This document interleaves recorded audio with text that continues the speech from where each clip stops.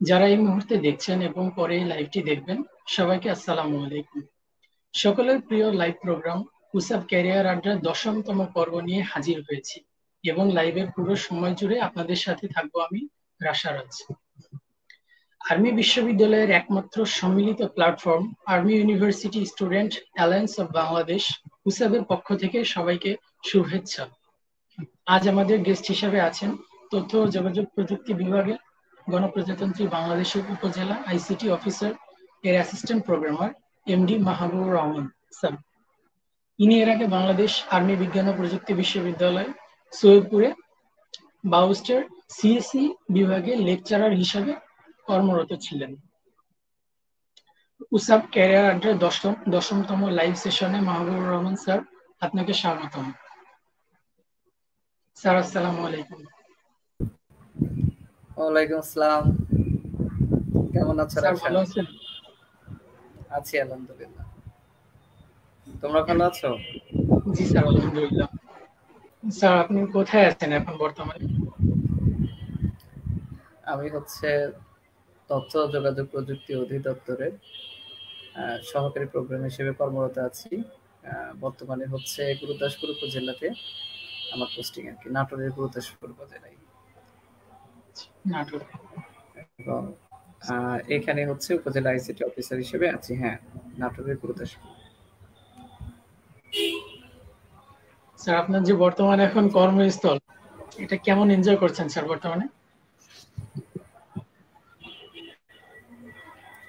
আলহামদুলিল্লাহ, মানে এনজয় করছি, তবে তোমাদের সাথে যেরকম এনজয় করতাম তেমনটা না, তবে সব মিলে আলহামদুলিল্লাহ। স্যার কলিগ গুলো আপনার কেমন সহায়ক? হ্যাঁ, এখানে এসে যেটা হয়েছে যে আমি যে বাউস্টে আমাদের অনন্যা ম্যাম ছিলেন আর কি। তো অনন্যা ম্যামের হাজবেন্ড এখানে আমাদের বিএডিসি ইঞ্জিনিয়ার আর কি। তো প্রথমে এসেই তো পরিচিত ওনার সাথে, এবং ওনার মাধ্যমে যে বাকি সব অফিসার তাদের সাথেও পরিচিত, এবং সবার সাথে একটা ভালো ফ্রেন্ডলি সম্পর্ক এখানে ক্রিয়েট হয়ে গেছে।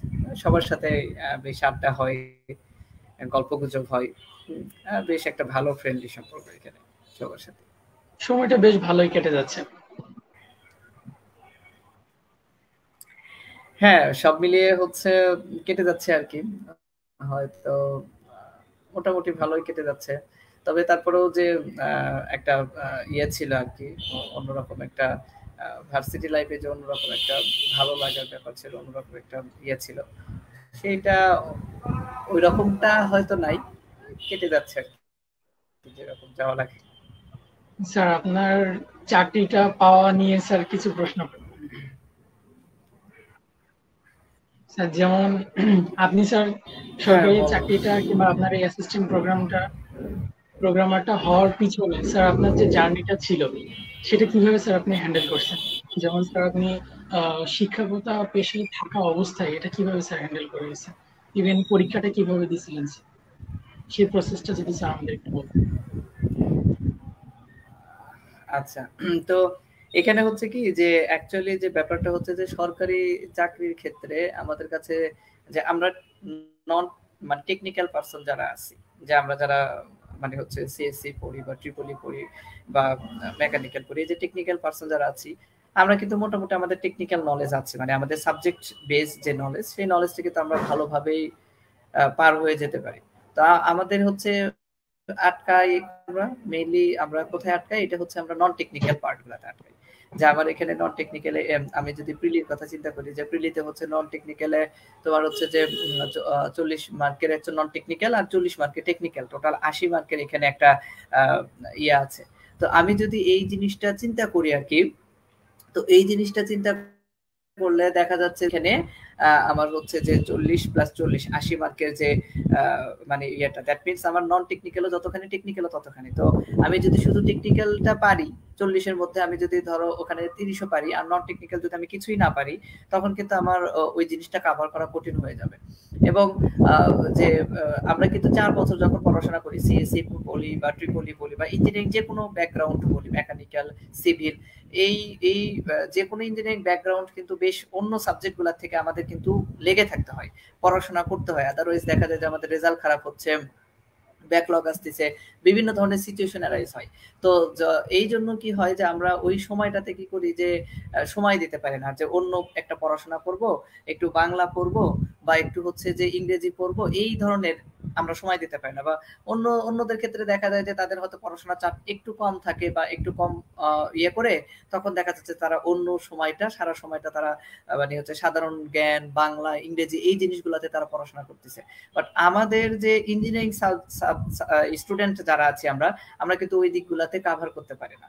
ফলে কি হয় যে আমাদের ভার্সিটি লাইফ যখন শেষ হয়ে যায়, তখন গিয়ে দেখা যায় যে একটা নতুন একটা টপিকস, নতুন একটা জিনিস আমাদের সামনে আসতেছে। এবং তারপরেও কি হয় যে যারা এই জিনিসটাকে প্যাশন হিসেবে নেয় যে না আমি এটাকে করবই, একটু টাইম লাগে, হয়তো প্রথম দিকে একটু টাইম লাগে, তো দেখা যায় যে তারা কিন্তু এটা খুব ভালোভাবেই কাভার করতে পারে, এটাকে কাভার করতে পারে। তো আমিও এরকম, যেহেতু আমার সাবজেক্ট নলেজ ছিল, প্লাস তোমাদেরকে পড়াতে গিয়ে বিভিন্ন ধরনের মানে আমি নিজেও শিখতেছিলাম প্রতিনিয়ত। একজন শিক্ষক মানে কি, শিক্ষক মানে হচ্ছে যে তাকে প্রতিনিয়ত শিখতে হয়, ঠিক আছে? শিখতে হয় প্লাস শিখানোর শেখাতে হয়। চাইতে, হ্যাঁ, শিখানোর চাইতে শেখে বেশি, ঠিক আছে? এই জিনিসটা হচ্ছে আসলে যে আমি তোমাদের পড়ানোর সময় যতটা শিখছি, এখন কিন্তু আর মানে এখন আমার শেখার জিনিসটা বন্ধ হয়ে গেছে।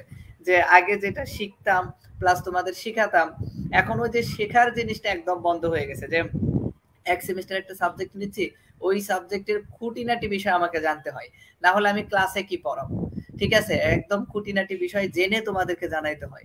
তো এই জিনিসটা কিন্তু অন্য কোনো পেশাতে নাই, ঠিক আছে? তো এই জন্য শিক্ষকতা পেশায় থাকার জন্য বরং আমার ওই বিষয়টা, যে টেকনিক্যাল নলেজ গুলো আরো ভালোভাবে আমি অ্যাপ্লাই করতে পারছি। আর যে ওই যে নন টেকনিক্যাল যেগুলো বললাম, যে বাংলা, ইংরেজি, তারপর হচ্ছে সাধারণ জ্ঞান, এগুলো মানে হচ্ছে আমি ওই রকম মানে আমার পড়া কখনোই ছিল না। আমি ওই যে বিগত সালের মানে হচ্ছে যে প্রিভিয়াস কোশ্চেন গুলো সলভ করছিলাম এবং সেগুলো ব্যাখ্যা সহকারে পড়ে টরে ওইগুলা থেকে মোটামুটি একটা রাফ যে 50-60% অ্যারাউন্ড নাম্বার নিয়ে আসার চেষ্টা করছি। এবং এখান থেকে যে হচ্ছে যে বাকি যে জিনিসগুলো টেকনিক্যাল নলেজ যেহেতু একটু ছিল, মোটামুটি এইগুলো দিয়ে কাভার হয়ে গেছে। তো মেইনলি ব্যাপারটা হচ্ছে যে শিক্ষকতা পেশা আমার কাছে চ্যালেঞ্জিং হয়নি এই চাকরি পাওয়ার জন্য, বরং ওটা আরো শিক্ষকতাটাই বেশি হচ্ছে সাপোর্ট আমাকে করছে। এটা হেল্প করছে, সাপোর্টিভ হয়েছে। হ্যাঁ, স্যার, আপনার বাউস্টে কিংবা অন্য কোথাও যে আপনার শিক্ষকতা পেশাটা ছিল, সেই জার্নিটা মূলত আপনার কেমন ছিল?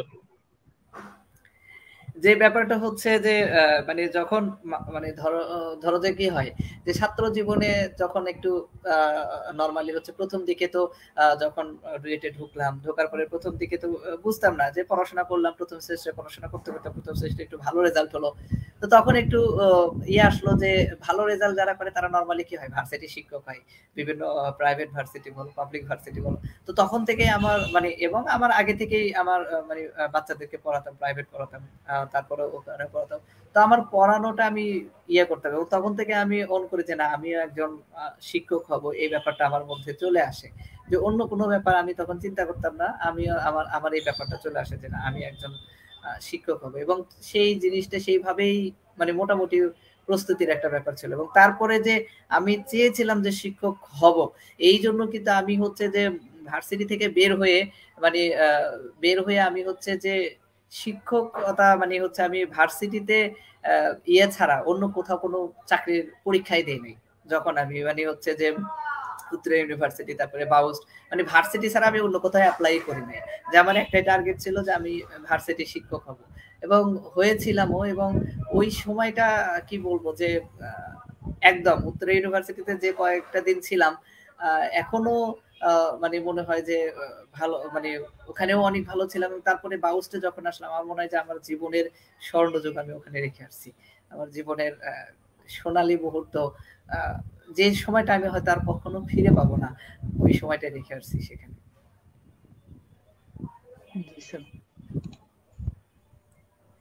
স্যার আপনার যে ভার্সিটি লাইফটা ছিল স্যার সেটা আপনি কেমন এনজয় করে কাটাইছেন স্যার? আর ভার্সিটিতে আসলে ঘটে যায় এমন কোনো আপনার আহ পছন্দের কোনো স্মৃতি আছে কি যেটা আমাদের সাথে শেয়ার করা যায়? আসলে ভার্সিটিতে যেটা হচ্ছে যে এনজয় বলতে কি যে ভার্সিটিতে মানে আমার ব্যাপারটা ছিল সম্পূর্ণই অন্যরকম আর কি। আমি হচ্ছে ভার্সিটিতে যখন ছিলাম তখন হচ্ছে যে বাইরে থাকতাম আর কি, যে ভার্সিটির বাইরে। এবং তখন আমার হচ্ছে মানে টিউশনি ছিল অনেকগুলো, বেশ অনেকগুলোই আমি প্রাইভেট পড়াতাম। এবং তারপরে সেখান থেকে হচ্ছে নিজের পড়াশোনা এবং দেখা যেত যে ক্লাস টেস্টের আগে ছাড়া কোনো আমার হচ্ছে যে পড়াশোনা হতো না। যেদিন ক্লাস টেস্ট থাকতো তার আগের দিন একটু পড়াশোনা করতাম এইভাবে। এবং দেখা যেত যে ফাইনাল পরীক্ষার আগে পড়াশোনা করতাম, পড়াশোনা ছাড়া তো আসলে রেজাল্ট হয় না এটা তো স্বাভাবিক। তো ফাইনালের আগে দেখা যেত যে না, যে 4-5 দিন বন্ধ আছে একদম সবকিছু ভুলেও ওই সাবজেক্ট কভার করার চেষ্টা করতাম। তো এই একটা ব্যাপার ছিল যে যার জন্য কি হয়েছে যে মানে হচ্ছে যে বিভিন্ন ধরনের অনেক মজার মজার স্মৃতি, মজার মজার ঘটনা তৈরি হয়। তো আমি যেহেতু বেশিরভাগ সময় কি হয়েছে বাইরে থাকছি, যার জন্য হয়তো ওই ধরনের যে মজার মজার ঘটনা ক্লাসে যতক্ষণ থাকছি, ভার্সিটিতে ক্লাসে থাকছি, ক্লাস থেকে বের হয়ে বাইরে আর কি। তো দেখা গেছে যে 4টা বছর এরকম করেই চলে গেছে। তো তারপরে হচ্ছে অনেক মজার ঘটনায় আছে, অনেক মজার ঘটনায় আছে যেখানে এই আর কি। তো যেমন হচ্ছে যে আমি তো তোমরা জানো যে আমি হচ্ছে যে তোমার হচ্ছে যে বিয়ে করছে যে 7ম সেমিস্টারে থাকতে, ঠিক আছে, যে 7ম সেমিস্টারে ফাইনাল জি স্যার। পরীক্ষা। হ্যাঁ, ফাইনাল পরীক্ষা দিয়ে তো মজার ঘটনা হচ্ছে যে সেদিন আমার হচ্ছে যে ওই যে সিস্টেম ডেভেলপমেন্ট নামে একটা সাবজেক্ট ছিল, ঠিক আছে। তো ওইটার হচ্ছে আমাদের যে ল্যাব ছিল, তো সেই ল্যাব ফাইনাল পরীক্ষা ছিল। তো আমি স্যারকে বলতেছিলাম যে স্যার ওই যে ইনফরমেশন এন্ড সিস্টেম ডিজাইন নামে একটা সাবজেক্ট ছিল, ইনফরমেশন ঠিক সিস্টেম আছে। Design. Information and system design, একটা সিস্টেম ডিজাইন করতে হবে বা অ্যানালাইসিস করতে হবে, সেটার আচ্ছা ফাইনাল রিপোর্ট দিতে হবে। তো ফাইনাল যেদিন রিপোর্ট হবে সেই ফাইনাল রিপোর্টের পরের দিন হচ্ছে আমার বিয়ে আর কি। তো আমি ম্যাডামকে বলতেছিলাম কি যে ম্যাডাম আমাকে একটু আগেই ছেড়ে দেন। বলছে যে কেন কেন আগে ছেড়ে দেবো? আমি বলছি ম্যাডাম হচ্ছে আমি বাসায় যাবো। বলছে কেন বাসায় যাবা? তো বললাম যে ম্যাডাম হচ্ছে কালকে আমার হচ্ছে বিয়ে আর কি। বলছে আচ্ছা আচ্ছা তুমি তাড়াতাড়ি চলে যাও। তো কনগ্রাচুলেশন জানালো, অভিনন্দন জানালো। এটা একটা মজার অভিজ্ঞতা ছিল, মজার ঘটনাও ছিল। তো তারপরে হচ্ছে আবার দেখা যাচ্ছে যে আমার থিসিস যেদিন আমার মানে থিসিস ফাইনাল ডিফেন্সের আগের দিন রাত্রে আমার হচ্ছে বিয়ে হয়েছে হাসপাতালে আর কি। এবং আমার মেয়েকে রেখে এসে আমি হচ্ছে ফাইনাল ডিফেন্সের জন্য বসে থেকে ওই যে ইয়েগুলো লিখছি আর কি, বইটা যে যে কি বলে ওটা, স্লাইড আর কি, স্লাইড করছি, করে পরের দিন ডিফেন্স দিছে। তো এই জিনিসগুলো মানে মাশাআল্লাহ। আমার মজার ঘটনা মোটামুটি ফ্যামিলি নিয়েই আর কি এরকম ইয়ে ছিল আর কি। স্যার তার মানে ধরে নেওয়া যায় যে আপনার পুরো ভার্সিটি লাইফে এমন এমন কিছু ঘটনা ঘটে গেছে আপনার লাইফে যেটা পুরো জীবনের সব থেকে স্মৃতিময় মুহূর্তগুলো। হ্যাঁ অবশ্যই। খুবই আনন্দ পেলাম স্যার। স্যার আজকে আমাদের লাইভটা নিয়ে আপনার কলিগ আল হাসান স্যার উনি বলছে খুবই ভালো উদ্যোগ এটা। Thank you Alhasan sir. Alhasan sir আসলে অনেক মানে আমি বলবো যে স্যার অনেক পরিশ্রমী একটা মানুষ। এবং স্যার যে বলেছেন যে এই যে গুড ইনিশিয়েটিভ চালিয়ে যেতে তোমাদেরকে অনুপ্রেরণা দিয়েছেন, আমিও এটা বলবো যে এই যে গুড ইনিশিয়েটিভ এটা আসলে তোমাদের চালিয়ে যাওয়া উচিত। এবং স্যারের কাছ থেকে শেখার মতো। আলহাসান স্যার আমাদের বাউস্টের একজন মানে কি বলবো অতন্ত্র প্রহরী যাকে বলে, বাউস্টের সিএসসি ডিপার্টমেন্টের অতন্ত্র প্রহরী হচ্ছে আমাদের আলহাসান স্যার। কিন্তু উনি জি একদম স্যার। মানে খাঁটি মানুষ, যে মানে পুরা সিএসসি ডিপার্টমেন্টের জন্য জীবন উৎসর্গকৃত একজন মানুষ আর কি, যে তিনি তার জীবনটাই উৎসর্গ করে দিয়েছেন বাউস্টের সিএসসি ডিপার্টমেন্টের জন্য। এবং স্যার অনেক ভালো মনের ভালো একজন মানুষ, যার সাথে প্রত্যেকটা স্টুডেন্টের ভালো আত্মার সম্পর্ক। এবং স্যার স্যার তো তোমাদের সাথে সবসময় থাকে, তারপরেও স্যারকে চেষ্টা করবো যে এরকম প্ল্যাটফর্মে যুক্ত করা। স্যারের কাছে অনেক ধরনের আইডিয়া থাকে আর কি। স্যারকে ধন্যবাদ জানাচ্ছি স্যার আমাদের সাথে যুক্ত হবার জন্য। স্যার জোহরিয়া জান্নাত আপনাকে সালাম দিছিল স্যার।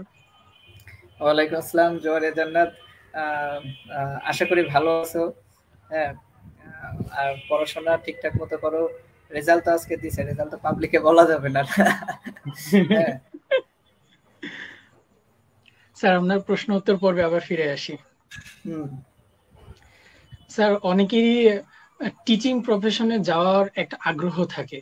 স্যার এই প্রফেশনটায় যাওয়ার পিছনে আপনার কি সাজেশন, যেমন স্যার সিজিপিএ নিয়ে কিংবা কিভাবে কি তারা পরীক্ষা দিবে, কোন টপিকে পরীক্ষা দিলে সবথেকে বেটার সলিউশন পাবে, কোন সাবজেক্ট বেশি পড়া লাগবে, স্যার এই টাইপের যদি কোনো একটা সাজেশন দিতেন অনেকের ক্ষেত্রে বেটার হতো।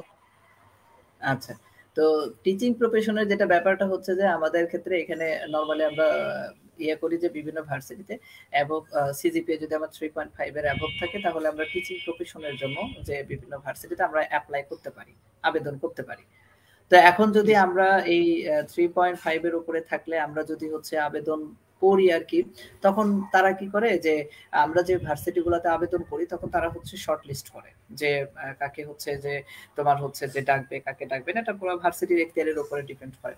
এখন যদি ভার্সিটি তোমাকে ডাকে এবং তুমি যদি ভার্সিটির ডাকে সাড়া দিয়ে পরীক্ষাতে যাও, তবে আমি বলবো যে এখন পর্যন্ত বাংলাদেশের আমি অনেকগুলো প্রাইভেট ভার্সিটিতে পরীক্ষা দিয়েছি এবং প্রত্যেকটা ভার্সিটিতেই তাদের নিয়োগগুলো ফেয়ার হয়। তুমি হচ্ছে যে যাবা, পরীক্ষা দিবা, ভাইবা দিবা এবং তোমার যদি অ্যাবিলিটি থাকে আমার মনে হয় যে তুমি সেখানে অবশ্যই চান্স পেয়ে যাবা। এবং যে ব্যাপারটা হচ্ছে যে টিচিং প্রফেশনটা আমার মানে চাকরি জীবন শুরু করার জন্য মানে হচ্ছে টিচিং প্রফেশনের মতো বেস্ট কোনো প্রফেশন নাই, যে আমি যদি বলি যে এর চাইতে মজার, এর চাইতে বেস্ট কোনো প্রফেশন আসলে হয় না। জি স্যার, এটা অনেকেরই স্বপ্ন থাকে যে ইউনিভার্সিটি লাইফ শেষ করে যে আমি যে ভার্সিটিতে পড়তেছি সেই ভার্সিটিতে যদি আমি টিচিং প্রফেশনে যেতে পারতাম তাহলে অনেক ভালো হতো, এটা অনেকেরই একটা স্বপ্ন থেকে যায়। হ্যাঁ, ইনশাল্লাহ আশা করি তোমরা যেতে যেতে তোমরাও হচ্ছে তোমাদের ভার্সিটির শিক্ষক হতে পারবো ইনশাল্লাহ, সেই প্রার্থনা করি, দোয়া করি। স্যার ভিউয়ার্সদের উদ্দেশ্যে একটা কথা, যে কেউ যদি আমাদের হোস্টের কাছে আমাদের গেস্টের কাছে কোনো রকম প্রশ্ন করতে চান তাহলে নিচে কমেন্ট বক্সে কমেন্ট করে দিবেন, যে আপনাদের কোনো প্রশ্ন থাকলে সেটা কমেন্ট করে দিবেন নিচে। স্যার কমিউনিকেশন স্কিল ইমপ্রুভ করতে আসলে কি কি করা যেতে পারে, আর হচ্ছে ভার্সিটি বিভিন্ন ক্লাব ডিপার্টমেন্টাল কিংবা নন ডিপার্টমেন্টাল এগুলোর সাথে যুক্ত থেকে কমিউনিকেশন স্কিলে কতটুকু ইমপ্রুভ করা সম্ভব, আসলে এই ব্যাপারটায় আপনার কি মতামত স্যার?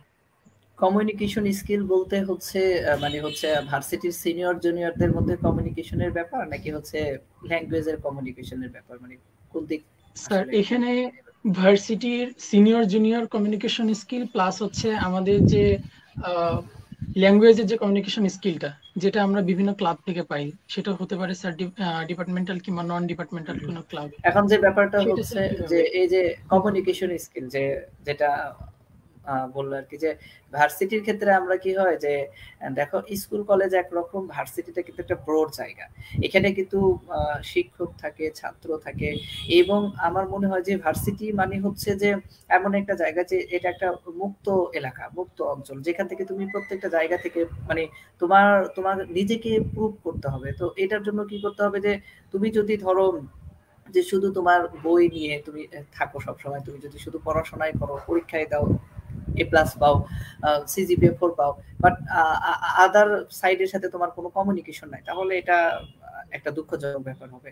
কারণ তোমার যে ব্যাপারটা হচ্ছে কি যে তোমার সাথে তোমার যে সিনিয়র যারা আছে তাদের সাথে বিভিন্ন প্ল্যাটফর্মে তুমি এই যে যেমন এখানে তোমরা একটা প্ল্যাটফর্ম করছো, তো আরো যে বিভিন্ন ধরনের প্ল্যাটফর্ম আছে, বিভিন্ন ধরনের ক্লাব আছে, সেগুলোর মাধ্যমে সিনিয়রদের সাথে জুনিয়রদের সাথে ভালো সম্পর্ক ক্রিয়েট করা, এবং ভালো সম্পর্ক হলে কি হয় যে তোমার জীবনটাও কিন্তু অনেক সুন্দর হয়, যে বিভিন্ন ধরনের তোমার যখন মানে বিভিন্ন ধরনের মানে দুঃখ কষ্ট হাসি সব সময় সবাইকে পাশে পাওয়া যায়, এটা কিন্তু অনেক বড় একটা জিনিস, ঠিক আছে।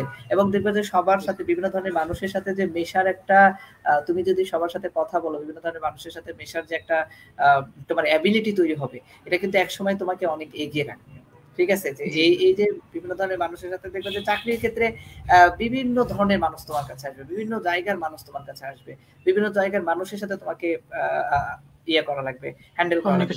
এই সিচুয়েশন গুলো কিন্তু তুমি শিখে যাবা যে কিভাবে কথা বলতে হয়, কিভাবে ইয়ে করতে হয়। আর যদি বলো যে আমাদের ল্যাঙ্গুয়েজের যে বিভিন্ন ধরনের যে ধরো ইংলিশ কমিউনিকেশন স্কিল আমরা বাড়াতে চাই, যা এই আমাদের ক্ষেত্রে যে ব্যাপারটা হচ্ছে যে কমিউনিকেশন স্কিলের যে ইংলিশের যেটা ইংলিশ আমরা আমাদের মনে হয় যে আমরা যেহেতু আমাদের মাধ্যমটাই ইংলিশ, যে আমরা যেটা পড়াশোনা করতেছি, যে আমরা কিন্তু ইংলিশ মিডিয়ামে পড়াশোনা করি, আমরা সিএসসি যে যতগুলা তোমরা যত পরীক্ষা দিছো সবকিছু বই যত পড়ছো ইংলিশটা পড়ছো, তোমার হচ্ছে যে যেগুলো ইয়ে করছো। তো এখন এই জিনিসটাকে তুমি ধরো আমরা কি করি যে আমি বলি যে তুমি একটা প্রশ্ন ধরো করতেছো তোমারই ডিপার্টমেন্ট, ধরো ডাটাবেজের একটা কোশ্চেন করতেছো, বা তুমি হচ্ছে যে কম্পিউটার গ্রাফিক্সের একটা প্রশ্ন করতেছো, তুমি এই প্রশ্নের যে ইংলিশটাই তো করতেছো, যে প্রতিটা ওয়ার্ডের মিনিং গুলা ভালো করে বোঝো, দেন যদি প্রতিটা ওয়ার্ডের এইভাবে মিনিং গুলো বুঝে বুঝে পড়াশোনা করো, দেখো যে তোমার একই সাথে কি হবে, তোমার ইংলিশের যে স্কিল এটাও কিন্তু তোমার হচ্ছে যে বাড়বে, এবং তোমার এই ব্যাপারটাও কিন্তু অনেক ইয়ে হবে এক সময়, যে এক সময় গিয়ে দেখবে যে তোমার ওই জিনিসটাও ইমপ্রুভ করছে, ঠিক আছে। এবং তার সাথে হচ্ছে ফেসবুকে সময় কাটাচ্ছ, ডেইলি স্টার ফলো করতে পারো, ডেইলি স্টারের নিউজ গুলো পড়তে পারো, এক্ষেত্রে তোমাকে হচ্ছে যে এগিয়ে রাখবে এই দিকটাতে, এবং এটা কিন্তু অনেক ভালো একটা প্র্যাকটিস। জি স্যার, ভিউয়ার্সরা আপনাকে অনেক মনে হচ্ছে মিস করছে, যেমন বাউস্টের স্টুডেন্ট গুলো। স্যার সুস্মিতা রয় লিখছে স্যার আদাব, স্যার সৌমিক লিখছে স্যার অনেকদিন পর দেখলাম, আসসালামু আলাইকুম স্যার। হ্যাঁ স্যার সব বাউস্টের স্টুডেন্ট গুলো স্যার এখন সুস্মিতা আদাব। আমিও বাউস্টকে মিস করি, মানে মিসটা শুধু এক পক্ষ থেকে না, দুই পক্ষ থেকেই হয়, ঠিক আছে। তো এটাও তোমরাও জেনে নাও, আমিও প্রচন্ড মিস করি। হ্যাঁ, তো রিঙ্কি হচ্ছে আশা করি রিঙ্কি তো রেজাল্ট দিছে, রিঙ্কি তো অনেক আশা করি ভালো রেজাল্ট করছে আর কি। হ্যাঁ, রিঙ্কির একটা দুঃখজনক ঘটনা ছিল, যেটা বাউস্টে থাকতে আশা করি এরকম কিছু ঘটে নাই, ভালো কিছুই করছে এবং সামনেও ভালো কিছু করবা, এবং রিঙ্কির কিন্তু ভালো সম্ভাবনা আছে তোমাদের সবার। আমি তোমাদের যে ব্যাচ যেটা দেখেছি যে তোমাদের মানে বাউস্টের হচ্ছে যে অষ্টম ব্যাচ পেয়েছি আমি, তোমাদের নবম ব্যাচের কয়েকজনকে পেয়েছি, তোমাদের ব্যাচটাকে পেয়েছি। তো তোমরা বেশ মানে আমার কাছে মনে হয়েছে যে তোমরা এত ভালো, আমি এখনো বলি যে আমার বাউস্টের ভার্সিটির ছেলেপেলেগুলা এত ভালো, এরা সব জায়গাতে পড়াশোনার ক্ষেত্রে বলো, মানে সব জায়গাতেই তোমাদের যে অ্যাবিলিটি একটা মানে মানে খুবই খুবই খুবই চমৎকার, এবং তোমরা সবাই অনেক ভালো কিছু করবে। এবং সৌমিককেও অনেকদিন পরে আমিও দেখলাম, মাঝে মাঝে ফেসবুকে দেখি তোমাদেরকে। হ্যাঁ, তো হচ্ছে ওয়ালাইকুম আসসালাম সৌমিক, আশা করি সামনে হচ্ছে এগিয়ে যাবে এবং সামনে ভালো কিছু করবে। স্যার আমাদের জন্য অনেক দোয়া করবেন, এবং আমার জন্য দোয়া করবা সবাই। জি স্যার, ইনশাআল্লাহ। হ্যাঁ ইনশাআল্লাহ। রাফাত লিখছে স্যার আবার বাউস্টে ফেরত আসেন। আমি ফেরত যেতে যেতে তো তোমরা চলে আসবা, তোমরা তো বের হয়ে যাবা, তোমরা তো থাকবা না। তোমরা থাকো তাহলে আমি আসি। হ্যাঁ জি স্যার, আমরা আছি স্যার। স্যার আমরা প্রশ্নোত্তর পর্বে ফিরে আসি। স্যার আমাদের যাদের বাহিরে যাওয়ার প্ল্যান থাকে, দেশের বাহিরে পড়াশোনা কিংবা অন্য কোনো ক্ষেত্রে দেশের বাইরে যাওয়ার যে প্ল্যানটা থাকে, এই ক্ষেত্রে স্যার আমাদের সিএসসি ডিপার্টমেন্ট কিংবা অন্য কোনো ডিপার্টমেন্টের ক্ষেত্রে কেমন বেনিফিট পাওয়া যায়, সেটা স্যার স্কলারশিপ পেয়ে হোক কিংবা না পেয়ে হোক, সেটা কেমন ধরনের বেনিফিটটা পাওয়া যায় স্যার? আর কি কি এখন করা উচিত আসলে? যে ব্যাপারটা হচ্ছে যে বাইরে যাওয়াটা ডিপেন্ড করে আসলে সম্পূর্ণ, এটা কিন্তু তোমার মানে মাইন্ডের উপরে, যে তুমি যদি ডিটারমাইন্ড হও দেন এটা ভালো, অনেক ভালো, অনেক ভালো। যে তুমি যদি ডিটারমাইন্ড হও যে দেশের বাইরে চলে যাবা, যে তুমি তোমাকে সেইভাবে প্রিপেয়ার করবা। কিভাবে প্রিপেয়ার করবা, যে এখানে ধরো সিজিপিএ একটু লাগে। সিজিপিএ যে অনেকেই বলে যে ধরো ভার্সিটিতে আমাদের পাবলিক ভার্সিটিতে এটা বেশি হয় যে সিজিপিএ লাগে না, সিজিপিএ এই হয়েছে, সিজিপিএ সেই হয়েছে। তো এই ধরনের অনেক কথাই ওঠে। তবে আমাদের ভার্সিটি গুলাতে ওই রকম ধরনের সিচুয়েশন খুব কমই হয়। তো যেটা হচ্ছে কি যে সিজিপিএ কিন্তু কিছুটা হলেও লাগে, যে কিছুটা হলেও লাগে যে তুমি অ্যাবভ 3 পয়েন্টের উপরে রাখার ধরো চেষ্টা করলা, যে 3 পয়েন্টের উপরে হলে একটা ভালো ভালো আর কি। এবং তারপরে যদি তোমার ওই দিকে যাওয়ার মানে হচ্ছে ইচ্ছা থাকে, তবে আমি বলবো যে তুমি কি করবা, যে মানে হচ্ছে আমাদের 7th এবং 8 এই দুই সেমিস্টারে আমাদের একটা কি থাকে, থিসিস থাকে। তো তোমরা চেষ্টা করবা যে যেহেতু তোমার টার্গেট হচ্ছে বাইরে যাওয়ার, বাইরে যাওয়ার মানে কি তোমাকে বাইরে যে মাস্টার্স করতে চাচ্ছ, তো মাস্টার্স করতে হলে তোমাকে ভালো একটা থিসিস থিসিস নিয়ে বা ভালো একটা সাবজেক্টে তুমি যেতে চাচ্ছ, সেটার উপরে তুমি মাস্টার্স করতে চাচ্ছ। তো এখন তাহলে কি করতে হবে, যে তুমি যদি এই যে 7th এবং 8th সেমিস্টার, এই দুইটা সেমিস্টার ভালো মতো থিসিসটা করো, যে তুমি যে টপিকসটা নিয়ে ভালো মতো থিসিসটা করো, সেটার একটা ভালো একটা জার্নালে সেটার পেপারটা পাবলিশ করো, ভালো একটা পেপার সেটার সেই তোমার থিসিসের উপরে পাবলিশ করো।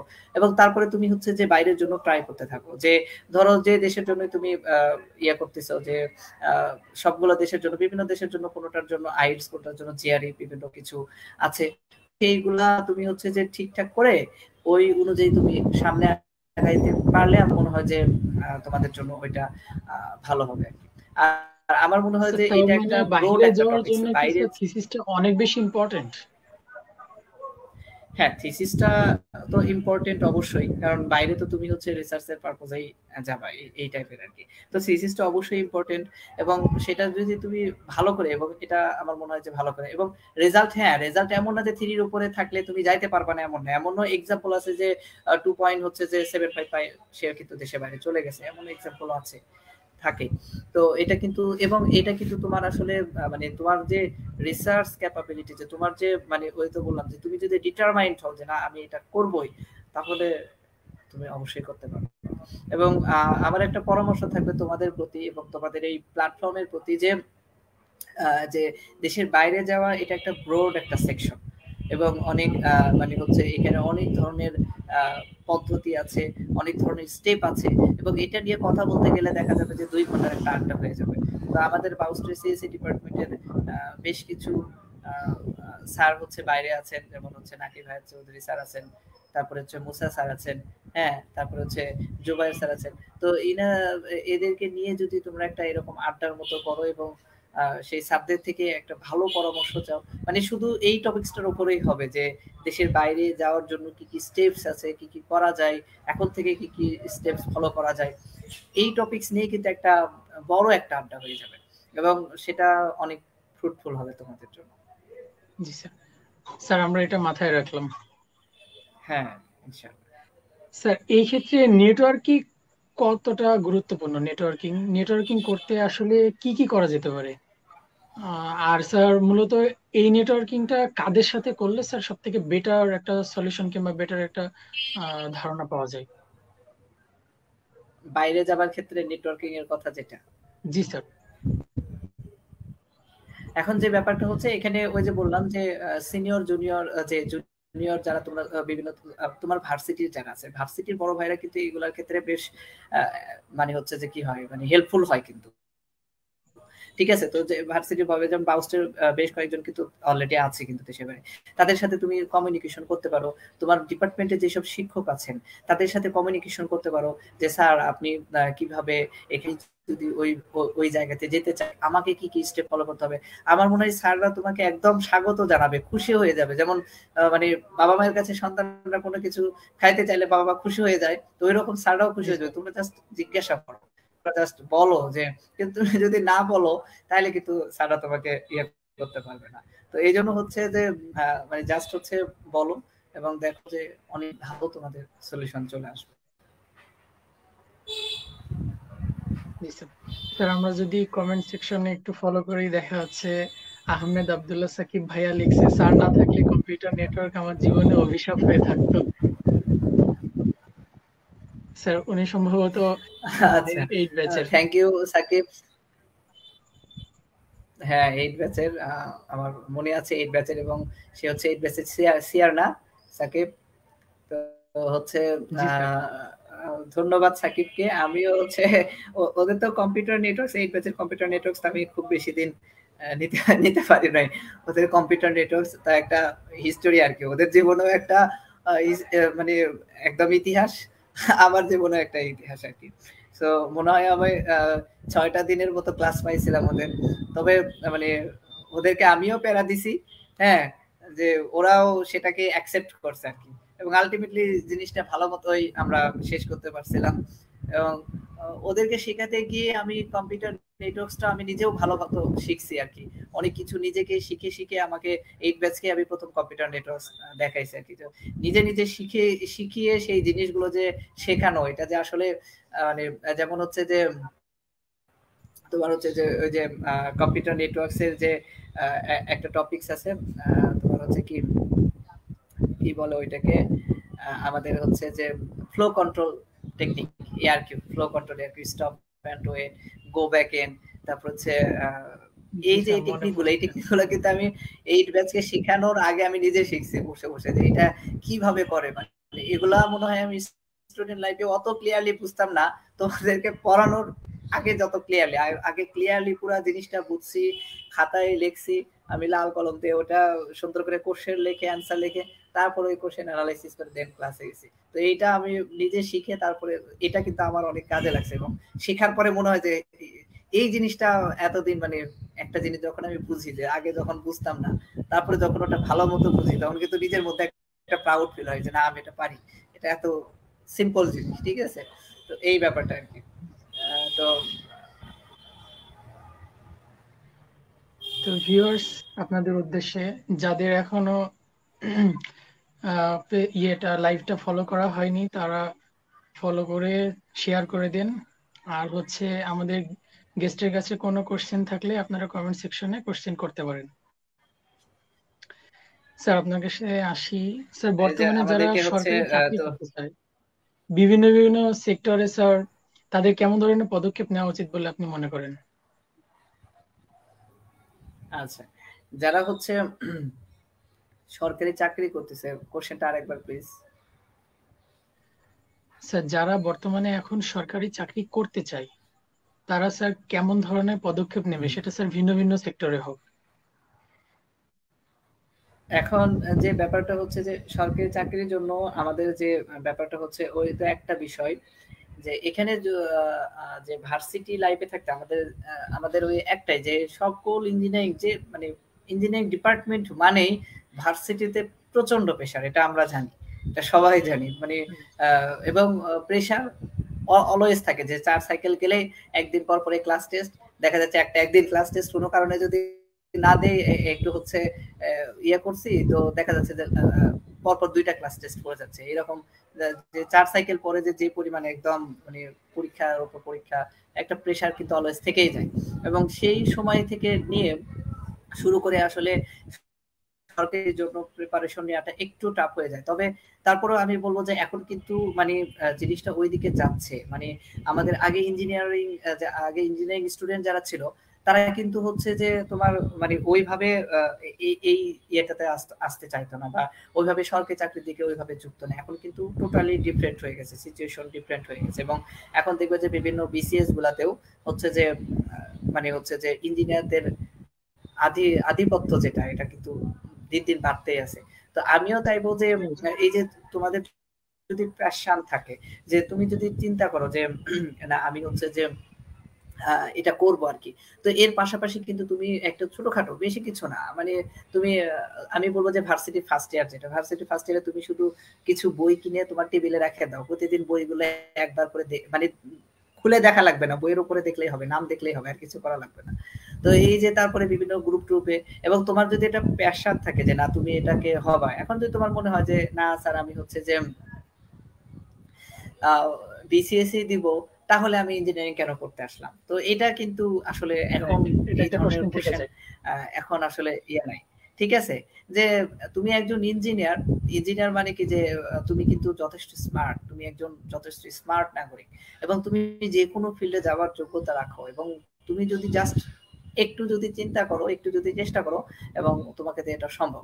তো যেটা হচ্ছে কি যে খুব বেশি যে পড়াশোনা করা লাগে এমনও না, তুমি যদি হচ্ছে একটু ভার্সিটি লাইফে একটু দেখে শুনে রাখো, দেখা যাবে যে যে কোনো একটা সাবজেক্ট, বাংলা দেখলা, বা হচ্ছে তার সাথে আমরা নর্মালি যেগুলো পারি, বাংলা ইংলিশ ম্যাথ, এগুলো তো আমরা এমনিই পারি, ধরো সাধারণত তোমার ভালো লাগে না, পড়লা না, বাংলা ইংলিশ ম্যাথ এগুলো একটু করে করে দেখে রাখলা, বা সেগুলো যদি নাও দেখে রাখো, যদি ধরো তোমার 4th ইয়ার শেষ হয়ে গেছে, তুমি রেজাল্ট পেয়ে গেছো অনার্সের, এখন তুমি দেখো যে 4টা বছর তুমি কি করছো, পড়াশোনা করছো, 4টা বছর পড়াশোনা করে একটা রেজাল্ট তুমি পেয়ে গেছো, এখন তোমার সামনে কি আছে, ধরো আর 5 থেকে 6 বছর তোমার হাতে আছে চাকরি পাওয়ার জন্য, 30 বছর, ধরো এখন তোমার বয়স 24 আর 6 বছর তোমার হাতে আছে, এই 6 বছরের মধ্যে তোমাকে 2টা বছর ইনভেস্ট করা লাগবে, ঠিক আছে? 2টা বছর তোমাকে ইনভেস্ট করা লাগবে, আরো 2টা বছর, তুমি 4 বছর ওইদিকে ভার্সিটির জন্য পড়াশোনা করছো, ভার্সিটির জন্য পড়াশোনা করে শেষ করছো, এখন আরো 2টা বছর, আমি বলি, আমি তোমাদেরকে ক্লাসেও বলতাম যে তোমার বাবা মা কিন্তু তোমাকে 4 বছর পড়াশোনা করাইছে, তুমি যদি বাবা আমাকে বলো যে আমি চাকরির জন্য পড়াশোনা করবো, সরকারি চাকরির জন্য পড়াশোনা করবো, তাহলে দেখবো তোমার বাবা মা কিন্তু এমনিতেই বলবে যে হ্যাঁ আমরা তোমাকে সময় দিতে রাজি আছি, এমনিই দিবে। হয়তো 2-1টা ক্ষেত্রে একটু মানে হচ্ছে যে অসুবিধা হয়, 2-1জনের ক্ষেত্রে অসুবিধা হয়, সেটা খুবই কম কম ক্ষেত্রে হয় আর কি। তো ওই যে সময়টা যদি তুমি পাও, ওই সময়টা যদি যে চাকরির ক্ষেত্রে 4 বছর পড়াশোনার পরে তুমি যদি আরো 2টা বছর শুধুমাত্র এই সরকারি চাকরির জন্য পড়াশোনা করো ডিটারমাইন্ড হয়ে, আমার মনে হয় না যে কোনো পরীক্ষায় তুমি পরবর্তী সময়ে যে আটকাবে, ঠিক আছে? এমনি এটা সম্ভব, এবং এটার জন্য তোমাকে অবশ্যই আগে ইয়ে হতে হবে যে না আমি এটা করবো, আমি এটা চাই, তাহলে দেখবা যে এমনি সব পথ খুলে যাবে। স্যার এখন আসি প্রশ্ন উত্তর পর্বের সব থেকে কঠিন যে প্রশ্নটা, সবার লাইফে এটা সব থেকে বেশি কঠিন হয়ে যায় এই প্রশ্নটার জন্য। যেমন স্যার প্রশ্নটা হচ্ছে যে আমরা যারা এই মুহূর্তে ভার্সিটির শেষের দিকে আছি, তারা আসলে আমাদের যে লক্ষ্যটা, এই লক্ষ্যটা আমরা কিভাবে নির্ধারণ করব? এখান থেকে দেখা যায় যে স্যার আমি যে সেক্টরে আছি, সাপোজ আমি সিএসসি পড়তেছি, এখান থেকে কেউ আমরা হতে চাই প্রোগ্রামার, কেউ আবার অন্য ফিল্ডে যেতে চাই। এই এক একজন এক এক ফিল্ডে কিংবা এক একজন এক এক রকম চিন্তা করে কেউ কেউ ওই নির্দিষ্ট স্থানে যেতে না পারার আগে স্যার পথভ্রষ্ট হয়ে যায়। এই ক্ষেত্রে স্যার আমাদের লক্ষ্যটা কিভাবে নির্ধারণ এই করলে ক্ষেত্রে দেখা যাচ্ছে যে আমরা আমি একটা ভালো একটা জায়গায় যেতে পারি? এটা যদি আসলে স্যার আপনার মতামত একটা দিয়ে একটু ব্যাপার ব্যাখ্যা হচ্ছে কি করতেন। যে ধরো হ্যাঁ আমরা যখন ভার্সিটিতে ফার্স্ট ইয়ারে উঠি, ফার্স্ট ইয়ারে যখন আসি, তখন আমাদের মনের অবস্থা একরকম থাকে, আমরা কেবল ফার্স্ট ইয়ার আসলাম, আমরা এখন ভার্সিটিতে আসছি, আমরা এখন বড় হয়ে গেছি, মানে একটা অন্যরকম একটা অনুভূতি। যখন একটু সেকেন্ড ইয়ারে গেলাম, মানে ফার্স্ট ইয়ারের রেজাল্ট পেয়ে একটু মানে চ্যাপটা লেগে গেছি আর কি, হ্যাঁ তখন একটু যে কেবল বুঝতে শিখছি ভার্সিটি। থার্ড ইয়ারে যখন গেছি তখন মনে হচ্ছে যে না আর আমাদেরকে একটু ভালো হওয়া উচিত, ভালো হওয়া উচিত, কিন্তু আসলে হতে পারি নাই। ফোর্থ ইয়ারে এসে মনে করো যে দুনিয়া রাজ্যের চিন্তা, যে এই আর তো 6 মাস পরে আমি ভার্সিটি থেকে বের হয়ে যাব, বের হয়ে আমি করব না করব। আমার মনে হয় যে এই যে ফোর্থ ইয়ারের ছেলেপেলেদের সবার আগে উচিত মানে নিজেকে হচ্ছে ইয়ে করা, মানে কন্ট্রোল করা, যে এই আজে বাজে চিন্তা আপাতত মানে এইগুলা চিন্তা মাথার মধ্যে না নেয়া। যে এই যে ধরো আমি ফোর্থ ইয়ার শেষ করে কি করব না করব, তোমার একটা অবশ্যই লক্ষ্য আছে, অবশ্যই একটা গোল আছে যে তুমি এখান থেকে কি করবে, একটা কিছু মানে ধরো তুমি একটা যে হচ্ছে প্রোগ্রামার হতে চাই, যে প্রোগ্রামার হতে চাই, এখন ধরো তুমি 4টা বছরের 3.5 বছর তুমি একভাবে কাটিয়ে দিছো, এখন এই বাকি 6টা মাস যদি তুমি শুধু টেনশন করো, তাহলে কি আসলেই তোমার জন্য ভালো কিছু হবে? ঠিক আছে? আসলে কিন্তু মানে তুমি যদি ধরো যে 6টা মাস, যে বাকি 6টা মাস আছে, এই 6টা মাস তোমাকে কি করতে হবে, যে আমার মতে যে যে তোমার যে রেজাল্ট আছে, তোমার যে মানে তোমার যে সেমিস্টারটা আছে, এই সেমিস্টারটা আগে ভালো মতো মানে একদম অনেস্টলি শেষ করা, একদম স্মুথলি একটা সেমিস্টার সুন্দর মতো করে শেষ করা। এবং সুন্দর মতো করে শেষ করার পর এর মধ্যে তুমি হ্যাঁ ছোটখাটো, এখন যদি তুমি চিন্তা করো যে আমি সেমিস্টারও শেষ করব, এই সাথে এই একই সময়ে ধরে আমি হচ্ছে যে তোমার হচ্ছে যে ইয়েও শুরু করব, যে চাকরির পড়াশোনাও শুরু করব, তাহলে কিন্তু মাথার মধ্যে প্রেশার বেশি আসবে। এবং এই সময়টা কিন্তু খুব কঠিন, মানে এই সময় প্রেশার নেওয়া যাবে না, হালকা মানে আস্তে ধীরে তোমাকে আগাইতে হবে। যে তখন তোমার মনে হবে যে একটা বড় সার্কুলার আসছে, তাহলে আমি মনে হচ্ছে যে এইটা হয়তো আমি পেলাম না, এই জিনিসগুলা মানে জাস্ট হচ্ছে ইগনোর করো। যে তোমাকে আস্তে ধীরে তোমার সময় আছে, টেনশন করো না, ঠিক আছে? যে ধরো তোমার এখন বয়স কতই হচ্ছে, 23 থেকে 24 বছর হচ্ছে, 23 থেকে 24 বছরে তোমরা ম্যাক্সিমাম ইঞ্জিনিয়ারিং ইউনিভার্সিটির স্টুডেন্ট 23 থেকে 24 বছরে তারা কিন্তু তাদের ভার্সিটি শেষ করে ফেলে, ঠিক আছে, অনার্স লেভেল শেষ করে ফেলে। এবং বাকি যে 5 থেকে 6 বছর কিন্তু তাদের হাতে আরো আছে, সময় আছে।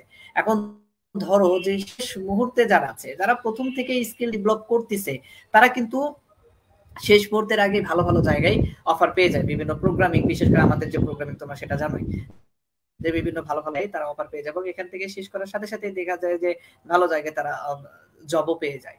কিন্তু যখন তোমার হচ্ছে ধরো শেষ মুহূর্তে তোমরা যারা আছো, তাদের ক্ষেত্রে তোমরা স্মুথলি এই সেমিস্টারটা শেষ করবা, স্মুথলি তোমরা হচ্ছে থিসিসটা সুন্দরভাবে কমপ্লিট করবা এবং তোমাদের যে মেন্টাল স্ট্যাবিলিটি এটা সুন্দর মতো করে ধরে রাখার চেষ্টা করবে। এবং তারপরে কি আস্তে আস্তে ভাববা, যে এমন না যে তাহলে কি আমি ফিউচার সম্পর্কে কিছুই ভাববো না বা কিছুই করবো না, হ্যাঁ করবা, অবশ্যই করবা। তুমি আস্তে আস্তে একটা চিন্তা করবা যে আমি কি করব, আমার আসলে মানে আমার স্কিলটা কোন দিকে। ধরো তুমি ধরো 3.5 বছর দূরে তুমি কোনো স্কিল ডেভেলপ করো নাই, কোনো প্রোগ্রামিং ল্যাঙ্গুয়েজ করো নাই, কোনো কিছুই করো নাই, ঠিক আছে। আমার আমার কিন্তু ভার্সিটি লাইব্রেরির এরকম ফ্রেন্ড ছিল যারা দেখা যাচ্ছে যে যে এই ভার্সিটি লাইফে যারা প্রোগ্রামিং কোনো কিছু করে নাই, বাট দেখা গেছে যে তোমার হচ্ছে যে এই ইয়েটা শেষ করে, বিএসসিটা শেষ করে তারা একটা কোনো একটা সফটওয়্যার ফার্মে ট্রেনি হিসেবে জয়েন করছে এবং ট্রেনি হিসেবে জয়েন করে দেখা যাচ্ছে যে সেখানে তাদেরকে খুব সামান্য পরিমাণে স্যালারি অফার করছে, সেটা নিয়েই তারা হচ্ছে যে জয়েন করছে। জয়েন করে কি হয়েছে যে তারা জিনিসটা প্রথমে শিখছে।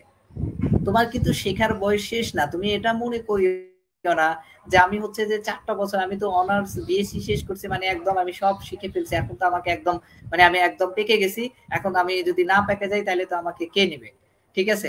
এইরকম কোনো কিছুই না।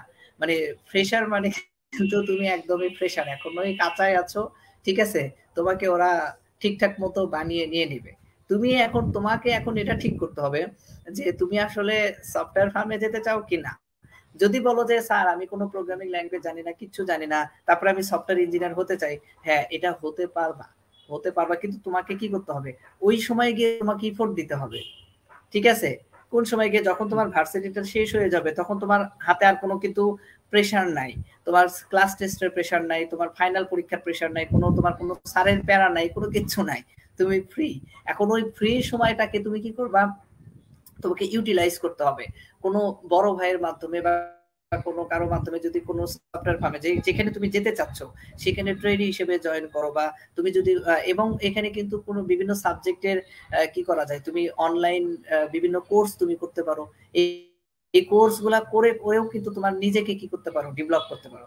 এবং তোমাকে একটা স্ট্র্যাটেজি নিয়ে আগাইতে হবে, তুমি তোমার স্ট্র্যাটেজিটা ঠিক করবা যে আমি আসলে কি করতে চাচ্ছি, যে আমি যদি এইদিকে সফটওয়্যার ইঞ্জিনিয়ারিং এ যেতে চাই, যে আমি যদি সফটওয়্যার ইঞ্জিনিয়ার হতে চাই, যে আমি যদি একটা সফটওয়্যার ফার্মে জয়েন করতে চাই, তাহলে আমাকে কি স্ট্র্যাটেজি ফলো করতে হবে। তাহলে সফটওয়্যার ফার্মে যেসব ভাইয়েরা আছে তাদের সাথে তুমি তোমার ব্যাপারগুলো শেয়ার করো, যে ভাই আমি এইভাবে আগাচ্ছি, যে আমি তো কখনো হচ্ছে কোনো কন্টেস্টে জয়েন করি নাই।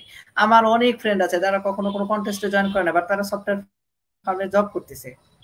বাট অনেকেই আছে যারা অনেক কন্টেস্টে জয়েন করছে, তারা এখন আমার সাথে উপজেলা আইসিটি অফিসার হিসেবে আমার সাথে এগুলা করতেছে, কন্টেস্ট বা এখন তো এগুলা কাজে লাগতেছে না। তো আসলে যে ব্যাপারটা হচ্ছে যে তুমি কন্টেস্ট করলে যে সফটওয়্যার ইঞ্জিনিয়ার মানে হবা, আর কন্টেস্ট না করলে হবা না, এরকম কিছু না। আবার এর মানে এই না যে কন্টেস্ট করবা না, ঠিক আছে, যারা প্রথম দিকে আছো মানে যারা ভার্সিটি লাইফের প্রথম দিকে, আমি তো তাদেরকে বলবো যে তারা মানে কন্টেস্ট যারা করে এরা হচ্ছে খাঁটি সোনা।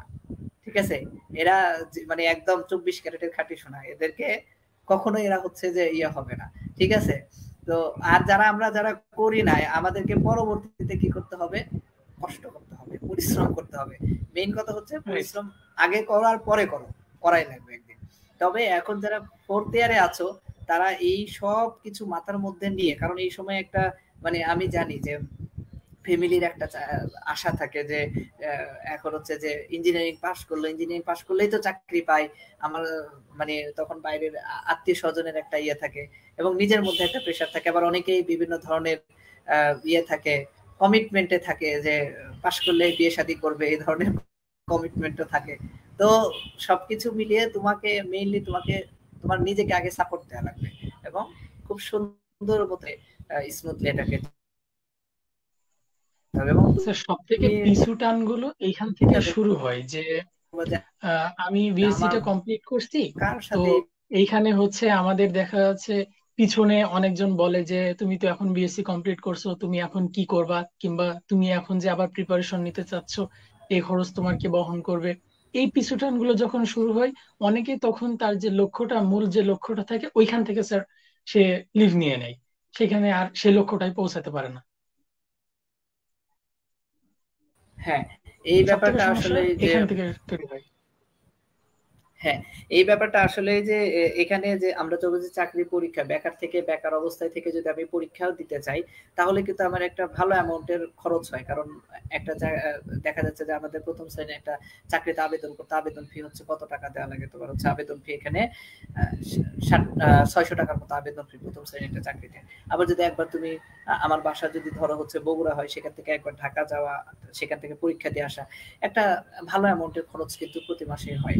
তো এখন এই ব্যাপারটা হচ্ছে কি যে মানে তুমি যদি বসে থেকে মানে বাসায় বসে থেকে প্রিপারেশন নিতে চাও, হয়তো আমি একটা ব্যাপার বললাম যে আমরা যারা পড়াশোনা করেই কিন্তু মানে সাথে সাথে চাকরি পাইতেই হবে এরকম যদি তোমার ক্ষেত্রে না হয়, মানে তুমি যদি বাসায় বলতে পারো যে বাবা মাকে বলতে পারো যে 4টা বছর আমার জন্য পরিশ্রম করছো আর যদি 2টা বছর আমাকে সময় দাও, দেখবে যে ম্যাক্সিমাম বাবা মাই তোমাকে কিন্তু সেই জিনিসটা তোমাকে সাপোর্ট করবে। এখন যদি ধরো যে সেই ধরনের সাপোর্ট তোমার হচ্ছে না থাকে, তো ভেঙে পড়লে চলবে না। অনেকের থাকে না ওই ধরনের সাপোর্ট, আমার ছিল না।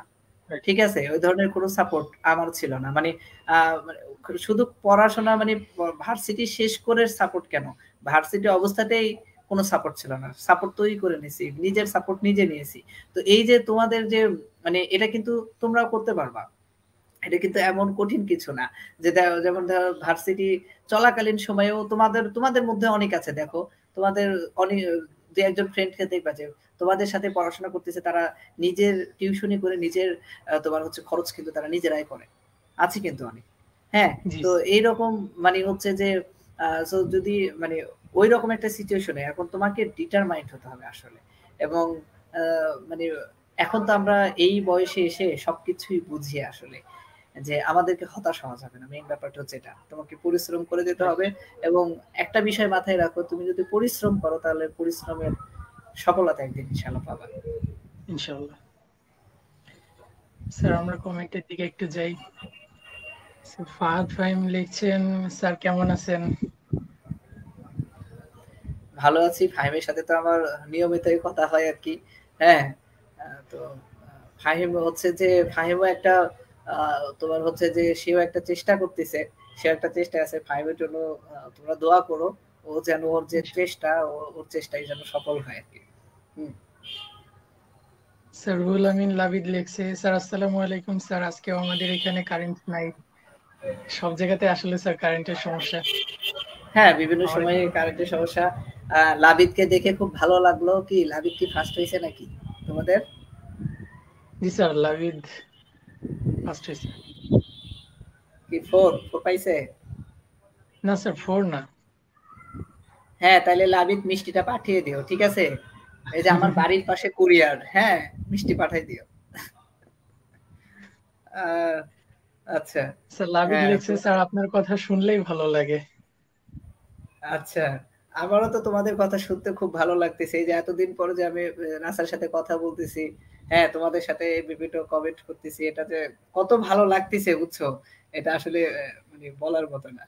হ্যাঁ স্যার আমরা মাঝে মাঝে এমন এক একটা লাইভ আড্ডা দিতে পারলে হয়তো অনেক ভালো লাগতো। হ্যাঁ অবশ্যই মাঝে মাঝে আড্ডার আয়োজন করবো, সমস্যা কি, সবাই থাকা জি হবে। স্যার।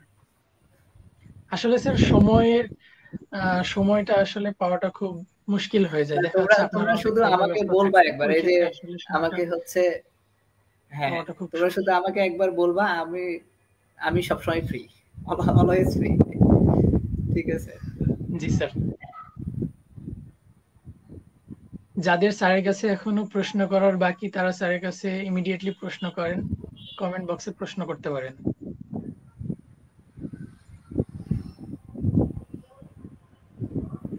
স্যার রুহুল আমিন লাবিদ হ্যাঁ লিখছে স্যার দোয়া করবেন। অবশ্যই লাবিদ, তোমার জন্য আমার মানে তোমার জন্য আমার তো দোয়া আছেই, এবং তোমার জন্য বলতে আমার সকল স্টুডেন্টের জন্য, সকল স্টুডেন্ট, সকল শিক্ষক শিক্ষার্থীদের জন্যই আমার দোয়া আছে। এবং তোমরা সবাই তোমাদের জীবনে ভালো কিছু করো, এবং আমি তোমাদের অনেককেই দেখেছি এবং তোমাদেরকে দেখেছি তোমাদের মধ্যে কিছু করার একটা মানে হচ্ছে ইচ্ছা আছে, এবং এটা তোমরা করতে পারবা।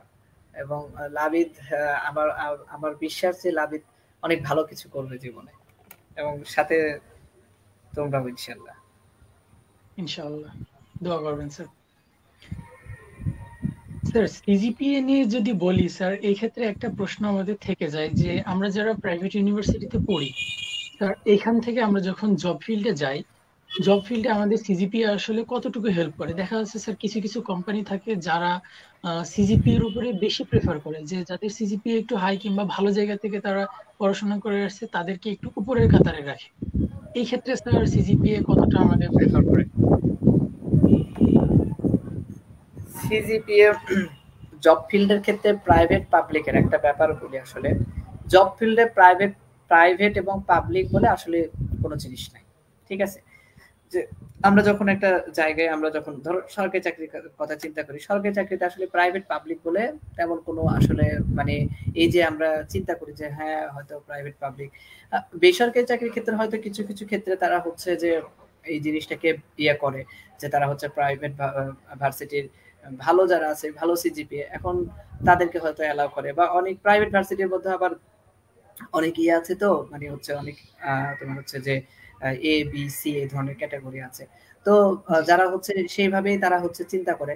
তবে সিজিপি এর ব্যাপারে যেটা বলবো যে মানে যারা হচ্ছে তোমার হচ্ছে যে মানে তোমার হচ্ছে যে নিয়োগ দেয় তারা খুব ভালো করে জানে যে কোন কোন ভার্সিটি গুলা আসলে তোমার হচ্ছে যে বুঝে শুনে একদম মানে যাচাই বাছাই করে সিজিপিএ দেয়। আমাদের এখন প্রাইভেট ভার্সিটি গুলার, বাংলাদেশের প্রাইভেট ভার্সিটি গুলার মান কিন্তু অনেক ভালো, এবং তারা খুব ভালোভাবে এটাকে, যে তোমরা দেখো যে তোমরা যে পড়াশোনা করো প্রচুর কিন্তু পরিশ্রম করা লাগে, প্রচুর পরিশ্রম করা লাগে, এবং তাদের আমাদের হচ্ছে যে সিজিপিএ যে ব্যাপারটা হচ্ছে যে আমার মনে হয় যে 3 পয়েন্টের উপরে রাখাটা এটা ভালো, মানে 3.10, 3.10 বা 3 পয়েন্ট মানে 3 পয়েন্টের উপরে রাখাটা ভালো।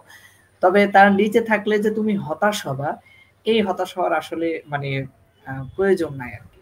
ঠিক আছে, এই হতাশ হওয়ার দরকার নাই।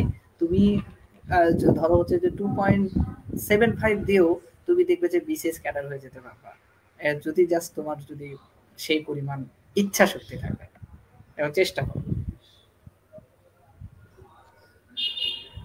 স্যার এই ক্ষেত্রে অনেকের মানে যারা জুনিয়র আছে তাদের মনে একটা প্রশ্ন থেকে যায় যে আমরা যারা ভার্সিটি, প্রাইভেট ভার্সিটি যারা আর্মি, বিশেষ করে আর্মি ইউনিভার্সিটি হিসেবে যারা সিলেক্ট করছি, যারা চয়েস করছি, এই ক্ষেত্রে কি তারা এক্সট্রা কোনো বেনিফিট পায় জব ফিল্ডের ক্ষেত্রে, যেমন ডিফেন্স কিংবা অন্য কোনো ক্ষেত্রে? এখন প্রাইভেট আর্মি ইউনিভার্সিটিতে যারা তোমরা হচ্ছে জব করছো, এক্সট্রা এক্সট্রা বেনিফিট আসলে আছে কিনা এই ব্যাপারে আমি আসলে মানে ডিফেন্সের ক্ষেত্রে যেহেতু মানে ডিফেন্সের যে সেক্টর গুলো আছে এই সেক্টর গুলোতে আর্মি ইউনিভার্সিটি স্টুডেন্টদের জন্য এক্সট্রা বেনিফিট আছে কিনা এই ব্যাপারে আমি আসলে জানি না সঠিক আছে। হ্যাঁ, তো এটা তোমরা হচ্ছে যে তোমাদের যে ডিপার্টমেন্টে যে শিক্ষক আছেন, ডিপার্টমেন্টের হেড স্যার আছেন, আহ, তারা মনে হয় খুব ভালো বলতে পারবেন, তোমরা এই ব্যাপারে তাদের কাছ থেকে শুনে নিতে পারবে। জি স্যার। স্যার পড়াশোনা ছাড়াও ভার্সিটি লাইফে কি কি গুণাবলী থাকা প্রয়োজন যেটা আমাদের জব লাইফে অনেক বেশি হেল্প করবে? আমার মতে যে ব্যাপারটা হচ্ছে সব থেকে বেশি যে এই যে কমিউনিকেশন স্কিল, যেটা এই যে মানে তোমার সম্পর্ক বিল্ড আপ করা উচিত। সব থেকে বড় ব্যাপারটা হচ্ছে যে ছোট ভাই বড় ভাই, হ্যাঁ, সবার সাথে। এবং এমনকি তুমি যে এই যে তোমার ভার্সিটির পাশে যে চায়ের দোকান আছে, সেখানে যে চা খাচ্ছ তুমি, সেখানে যে চায়ের দোকানের সাথে যে মানে চায়ের যে বয় আছে তার সাথে যে কথা বলতেছো, এইটা তোমার হচ্ছে একটা স্কিল তৈরি করে দিবে। ঠিক আছে? এই যে ব্যাপারগুলা, এই জিনিসগুলা তোমাকে মানে অনেক বেশি দক্ষ করে তুলবে। তো আমার মনে হয় যে পড়াশোনার পাশাপাশি তোমরা এই যে ক্লাবগুলাতে যে হচ্ছে তুমি প্রোগ্রামিং ল্যাঙ্গুয়েজ ভালো করতে পারো, তুমি তোমার হচ্ছে যে প্রোগ্রামিং ল্যাঙ্গুয়েজের যে ক্লাব আছে সেই ক্লাবগুলাতে যাও। তারপর হচ্ছে যে ডিবেটে ভালো করো, যে বিতর্ক প্রতিযোগিতা ভালো পারো, সে ডিবেট ক্লাবে যাও। যে হচ্ছে তোমার রোবট নিয়ে কাজ করার, রোবোটিক নিয়ে কাজ করার ইচ্ছা আছে, সে রোবট ক্লাবে যাও। এরকম বিভিন্ন ভার্সিটিতে বিভিন্ন ধরনের এবং কালচারাল ক্লাব আছে, তো বিভিন্ন ধরনের ক্লাব আছে। এই ক্লাবগুলোর সাথে তুমি যদি তোমার নিজেকে সম্পৃক্ত করো, তাহলে কি হবে যে ওই জায়গাগুলো থেকে তুমি তোমার ওই জায়গাগুলোতে যে বিভিন্ন ধরনের মানে ওই জায়গাগুলোতে যে সিনিয়র ভাইরা আছেন, জুনিয়র ভাইরা আছেন, এবং তাদের সাথে যে তোমার একটা স্কিল কমিউনিকেশন গড়ে উঠবে। এই কমিউনিকেশনের মাধ্যমে তুমি মানুষের সাথে মেশাটা শিখবা, বিভিন্ন ধরনের মানুষের সাথে চলাচল করাটা শিখবে। এর ফলে তোমার মানে জীবনের যে রিয়েল একটা অভিজ্ঞতা হবে, এই অভিজ্ঞতা কিন্তু অনেক দরকারি।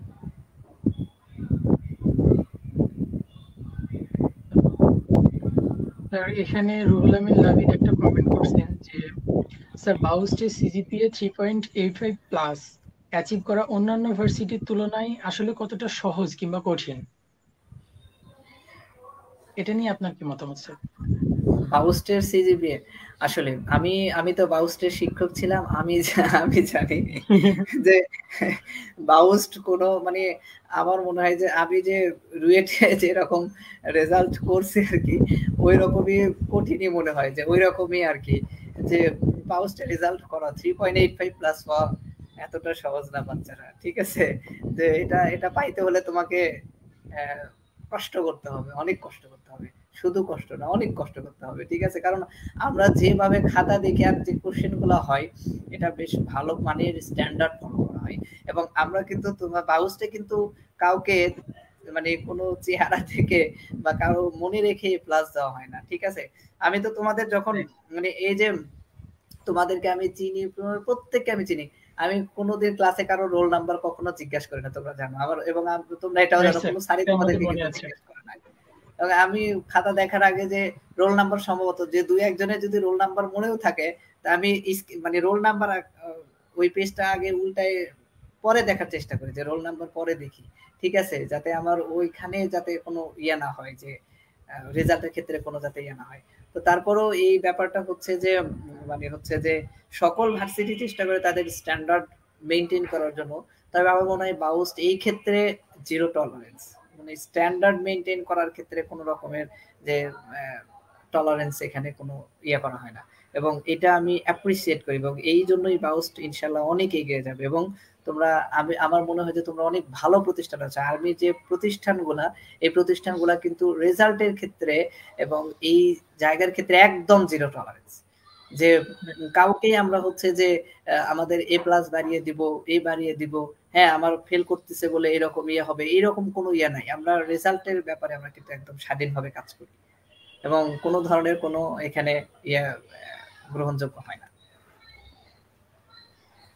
স্যার মিজান যদি সরকার লিখছে স্যার আপনার জন্য শুভকামনা। তাহলে তাহলে কিন্তু কষ্ট করতেই হবে, এবং লাবিদ তো সেই কষ্ট করেই, তাই না?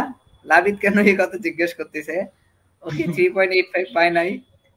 স্যার ও আসলে কম্পেয়ার করার চেষ্টা করছে যে ওর সিজিপিএ আসলে তুলতে কতটুকু কষ্ট করা লাগে কিংবা অন্যান্য ভার্সিটির তুলনায় কতটুকু সহজ। আমি বলি কিছু কিছু এক্সট্রা অর্ডিনারি পোলাপান আছে, কিছু কিছু এক্সট্রা অর্ডিনারি ছেলে পেলে আছে, এরা সারাদিন পড়ে না, সারা রাতও পড়ে না, বাট রেজাল্টে যায় দেখে 3.96 পাই যায়। ঠিক আছে? আমার রুয়েটে একজন ছিল, আমার এক ইয়ে ছিল, আমার এক ফ্রেন্ড ছিল। ওই দেখা যায় যে সবসময় আমাদের সাথে ঘুরে ফিরে আড্ডা দেয়, খেলে, এই করে সেই করে, আর রেজাল্টে 3.96। লাবিদও ওই টাইপের, বুঝছো? পড়াশোনা করে না কিন্তু রেজাল্ট ভালো করে, এই জন্য ওখানে শুনতে চাচ্ছে যে আসলে কি। ঠিক আছে? জি স্যার। স্যার এবার আমরা আপনার পার্সোনাল দিকে একটু আসি স্যার। স্যার আপনার ভবিষ্যৎ পরিকল্পনা কি এখন? পরিকল্পনা আসলে কি যে আমি নিজেও জানি না। আমি নিজেই পরিকল্পনাহীন হয়ে গেছি আরকি এখানে এসে। আমি নিজেও জানি না কোথায় আছি, কি করছি, কি করতেছি। মানে কিভাবে দিনগুলা যাচ্ছে আমি জানি না। সকাল হয়, সন্ধ্যা হয় এরকম হয়ে যাচ্ছে আরকি। তো মানে এখন পর্যন্ত ওইভাবে কোনো ইয়ে নাই। দেখা যাক সামনে যদি কোনো এরকম কোনো পরিকল্পনা স্যার মানে স্যার আসে। আপনার বর্তমান যে জবটাতে আছেন স্যার, এটা কি সুইচ করার কোনো পরিকল্পনা আছে নাকি স্যার এই অবস্থাতেই মাঝে, এখন মাঝে থাকতে ইচ্ছা হয় চাচ্ছেন? সুইচ করি। হ্যাঁ, সুইচ তো করতে ইচ্ছা হয়ই। বাট সুইচ করতে হলে যে পড়াশোনা করা তো দরকার। ওই ইয়েটা কেন যেন আমার মনের মধ্যে আসতেছে না। যে পড়াশোনা করার ধৈর্য যেটা মানে একটা পড়াশোনা করার একটা বয়স থাকে। তোমাদের একটা বয়স আছে, তোমরা এখন পড়াশোনা করতেছে। এখন ওই যে ইয়েটা আসতেছে না। মানে কেন যেন হচ্ছে না যে পড়াশোনা করার দরকার এবং বুঝতেছি যে করা উচিত বাট আসতেছে না। এখন আস্তে, আস্তে হবে কিনা সামনে জানি না। স্যার আপনার ভার্সিটি লাইফ নিয়ে একটা কোশ্চেন করি। স্যার আপনি ভার্সিটি লাইফের কোন জিনিসটাকে সব থেকে বেশি মিস করেন? আপনার জব করার ক্ষেত্রে প্লাস হচ্ছে আমাদেরকে পড়ানোর ক্ষেত্রে, মানে রুয়েট প্লাস কোন বাউস্ট ক্ষেত্রে এবং রেট এবং হচ্ছে উত্তরা ইউনিভার্সিটি, তিনটা মিলে স্যার সব থেকে বেশি কোনগুলোকে মিস করেন? স্যার যদি একটু সংক্ষেপে বলতেন। সবথেকে বেশি মিস করি আমি তোমাদের বাউস্টকে আরকি। মানে যদি বলো যে মানে হচ্ছে রুয়েটে তো ৪ বছর ছিলাম। ওটা আমার নিজের ভার্সিটি, ওখানে আমি পড়াশোনা করছি। আর হচ্ছে যে আ উত্তরা ইউনিভার্সিটিতে তো হচ্ছে ৩.৫ মাসের মতো ছিলাম। ওখানেও বেশ আমার ভালো একটা আ ইয়ে তৈরি হয়ে গেছিল। তারপরে তোমাদের ভার্সিটিতে আসলাম এবং তোমাদের প্রত্যেকের সাথে যে আমার একটা মানে আত্মা ছিল।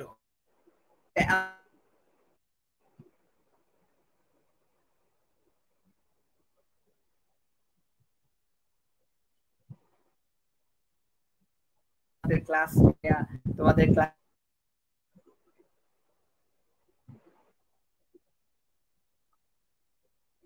ক্লাসে যাওয়া, এই জিনিসগুলো এখনো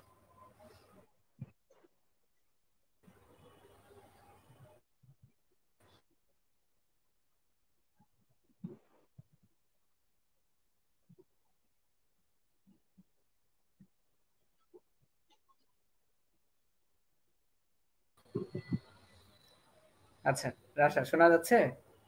জি স্যার, শোনা যাচ্ছে। আমার নেটওয়ার্ক একটু মনে হয় আনস্টেবল, এইজন্য একটু অসুবিধা হচ্ছে। বুঝতে পারছি।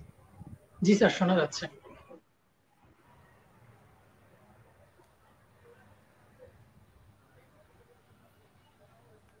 সমস্যা নেই স্যার, এখন ক্লিয়ার।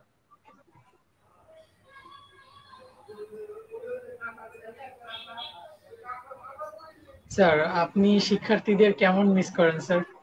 তাদের উদ্দেশ্যে কিছু বলার আছে স্যার?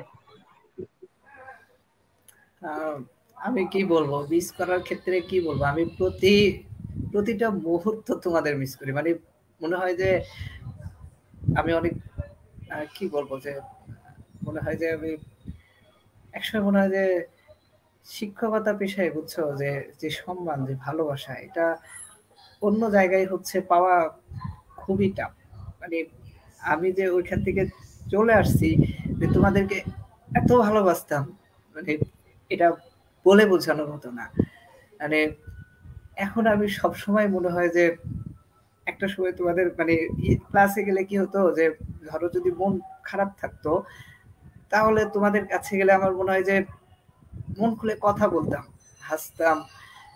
আর এই জিনিসটা মানে এখানে এসে একদম মানে হয় না আরকি। যে তোমাদের প্রতি যে এই যে যখন একজন চাকরি পেয়ে আমাকে ধরো ফোন দিছো, এত ভালো লাগে যে এতদিন পরেও এটা মাথায় রাখছো, মনে রাখছো। সত্যি, সত্যি বলতেছি যে আমি নিজেকে মনে হয় যে হয়তো তোমাদের জন্য কিছুই করি নাই। বাট মনে হয় যে মানে অনেক কিছু মানে অনেক গুরুত্বপূর্ণ কিছু আমি ছেড়ে দিয়ে আসছি। মনে হয় যে এটা আসলে ছেড়ে আসা ঠিক হয়নি। এক সময় মনে হয়। এবং আমি সত্যিই তোমাদেরকে অনেক পরিমাণে মিস করি, অনেক মিস করি। এবং আসলে শিক্ষকতা পেশাটা অনেক ভালো একটা কিছু।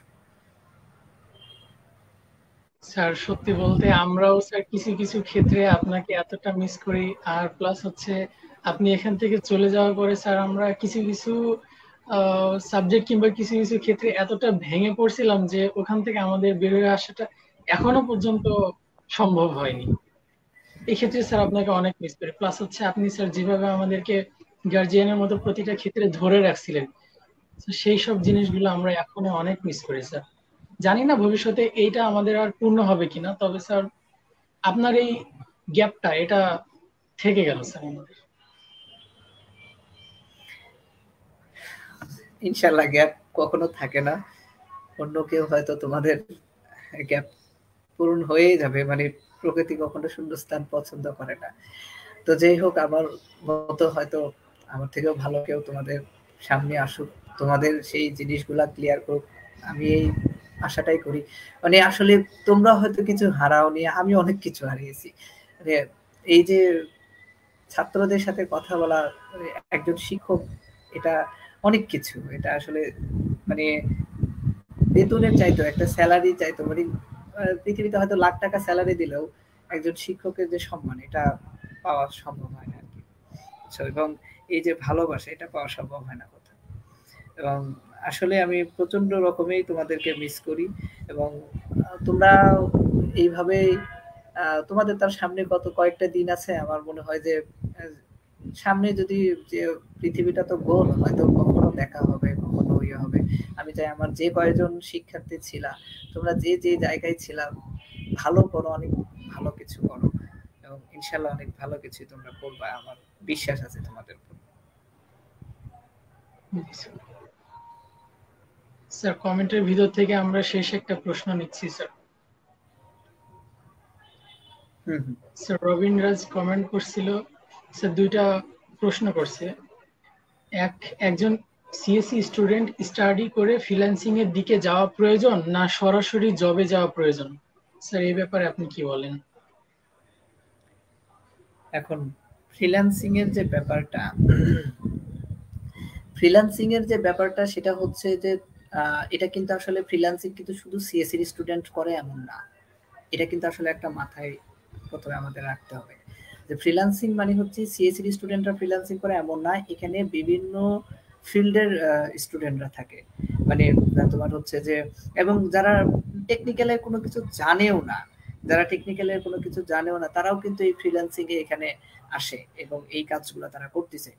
এখন ফ্রিল্যান্সিং বলতে কোন ফিল্ডের কাজ করতে চাচ্ছ? যে ওয়েব ডেভেলপমেন্টের কাজ যদি হয়, বা যদি হচ্ছে ভালো ইয়ের কাজ হয়, ফ্রিল্যান্সিং কিন্তু আসলে আমার মনে হয় না যে, হ্যাঁ ফ্রিল্যান্সিং অনেক ভালো একটা বিষয়, অনেক ভালো একটা বিষয়।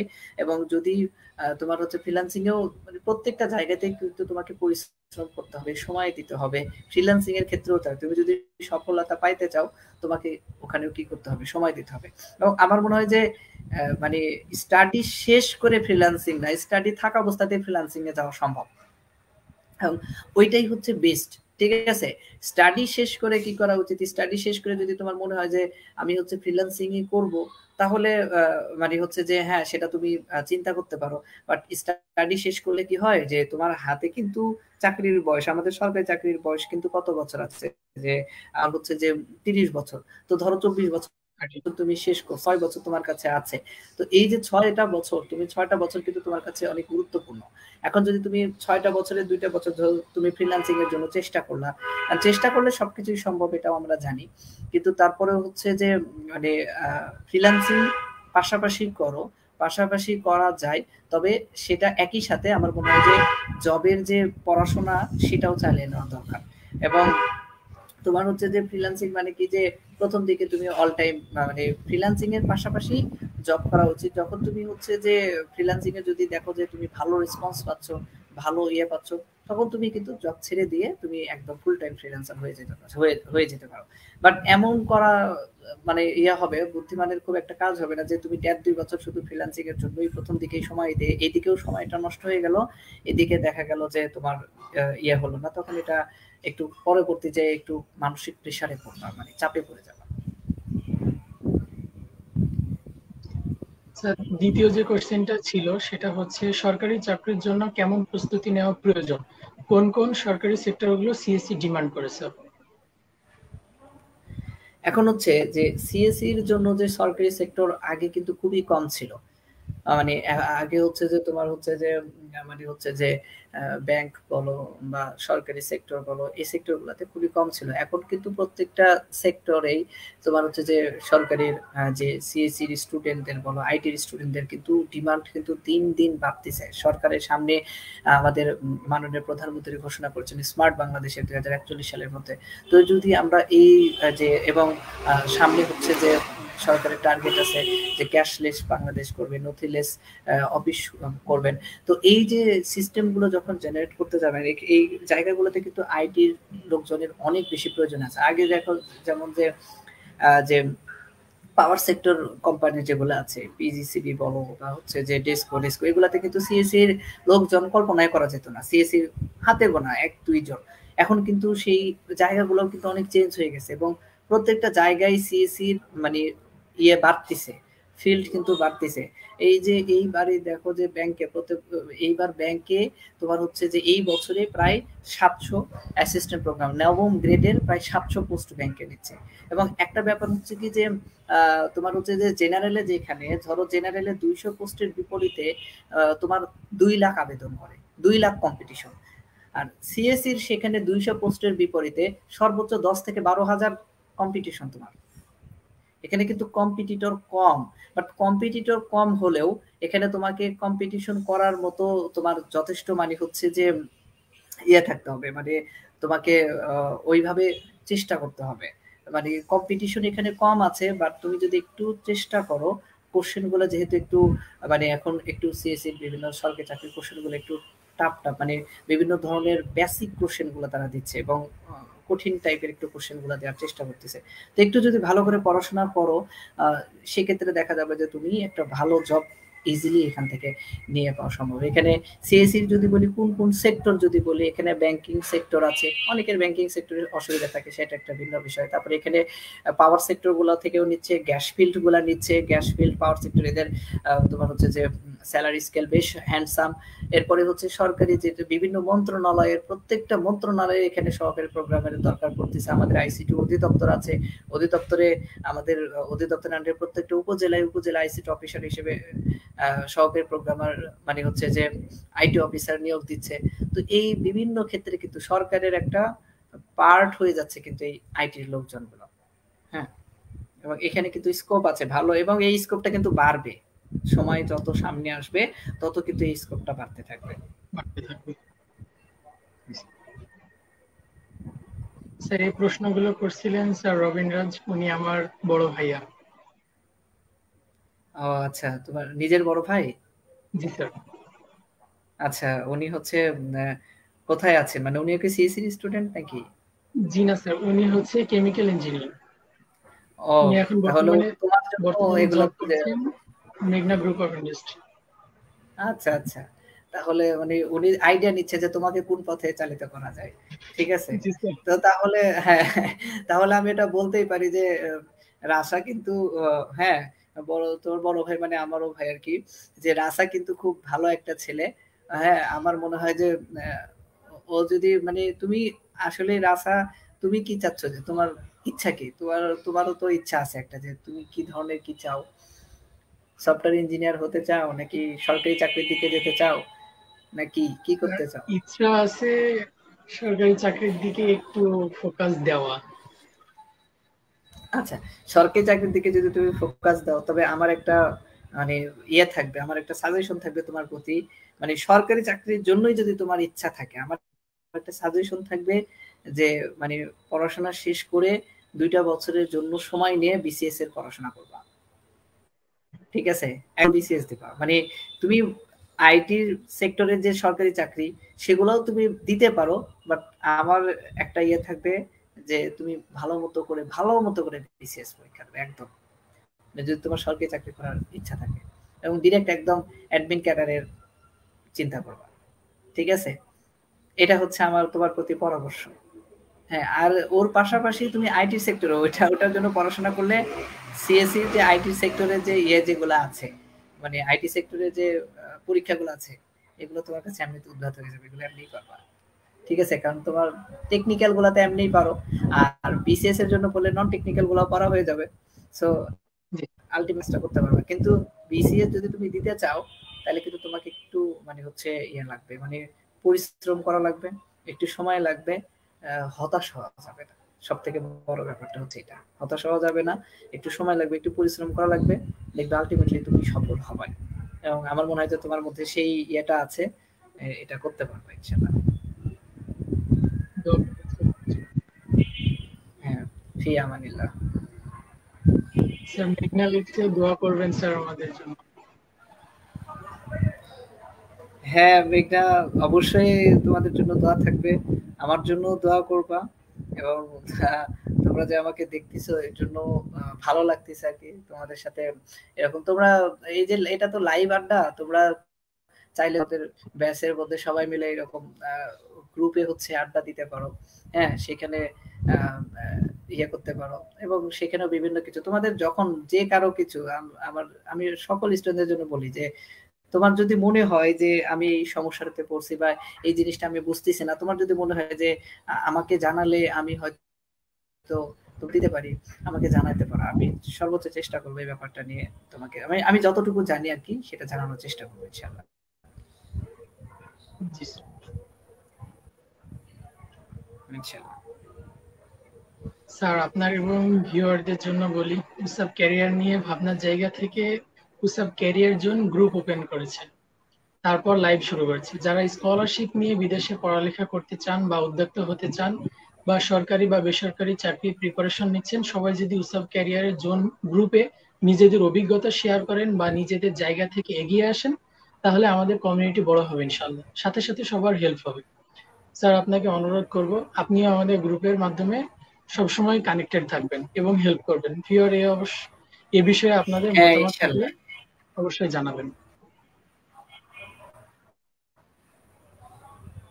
স্যার আপনার কাছে আমার শেষ প্রশ্ন, হ্যাঁ উসাবের 3টি গ্রুপ, কমিউনিটি গ্রুপ, যেখানে আমরা সব ক্যাম্পাসের শিক্ষার্থীরা 2015 সাল থেকে এখন পর্যন্ত একসাথে কাজ করে যাচ্ছি, যেন আমাদের কমিউনিটি আরো বড় এবং শক্তিশালী হয়, সাথে আমাদের অ্যালামনাই বড় ইফেক্ট ফেলতে পারি। 2, ক্যারিয়ার জোন, যেখানে সবার ক্যারিয়ারের কথা চিন্তা করে উসাব ক্যারিয়ার জোন গ্রুপটা ওপেন করি, যেখানে স্যার বা সিনিয়ররা আছেন, ক্যারিয়ার নিয়ে দিক নির্দেশনা দিবেন। এতে করে আমাদের ক্যারিয়ার গঠন করতে কিভাবে হবে কিংবা কোন বিষয়ে কোন দিকে গেলে ভালো হবে সে বিষয়গুলো ভালোভাবে জানতে পারি। প্লাস হচ্ছে সিনিয়ররা এই ব্যাপারগুলো নিয়ে আমাদের সাথে জুনিয়রদের সাথে ডিসকাস করে এগুলো ভালো উপকৃত পাবো আমরা। 3, অন্যদিকে ভর্তি ইচ্ছুক শিক্ষার্থীদের জন্য উসাব অ্যাডমিশন হেল্পলাইন গ্রুপ ওপেন করা হয়েছে, যেখান থেকে শত শত শিক্ষার্থীরা আমাদের বিশ্ববিদ্যালয় নিয়ে বিভিন্ন প্রশ্ন করে থাকে, কোন ডিপার্টমেন্টে ভর্তি হবে কিংবা কোন দিকে গেলে তার ভালো একটা ফিউচার সে পেতে পারে, এইসব বিষয়গুলো নিয়ে তারা প্রশ্ন করে। এই 3টি গ্রুপ এবং আমাদের চলমান লাইভ সম্পর্কে আপনার অভিমত জানাবেন, এবং আমাদের এই কমিউনিটিতে আপনি কিভাবে এগিয়ে গেলে আরো ভালো কিছু করা সম্ভব সেই সম্পর্কে স্যার একটু যদি বলতেন। আচ্ছা, আমি উসাবের এই যে মানে হচ্ছে যে মহতি যে উদ্যোগ, সেই উদ্যোগকে আমি স্বাগতম জানাই।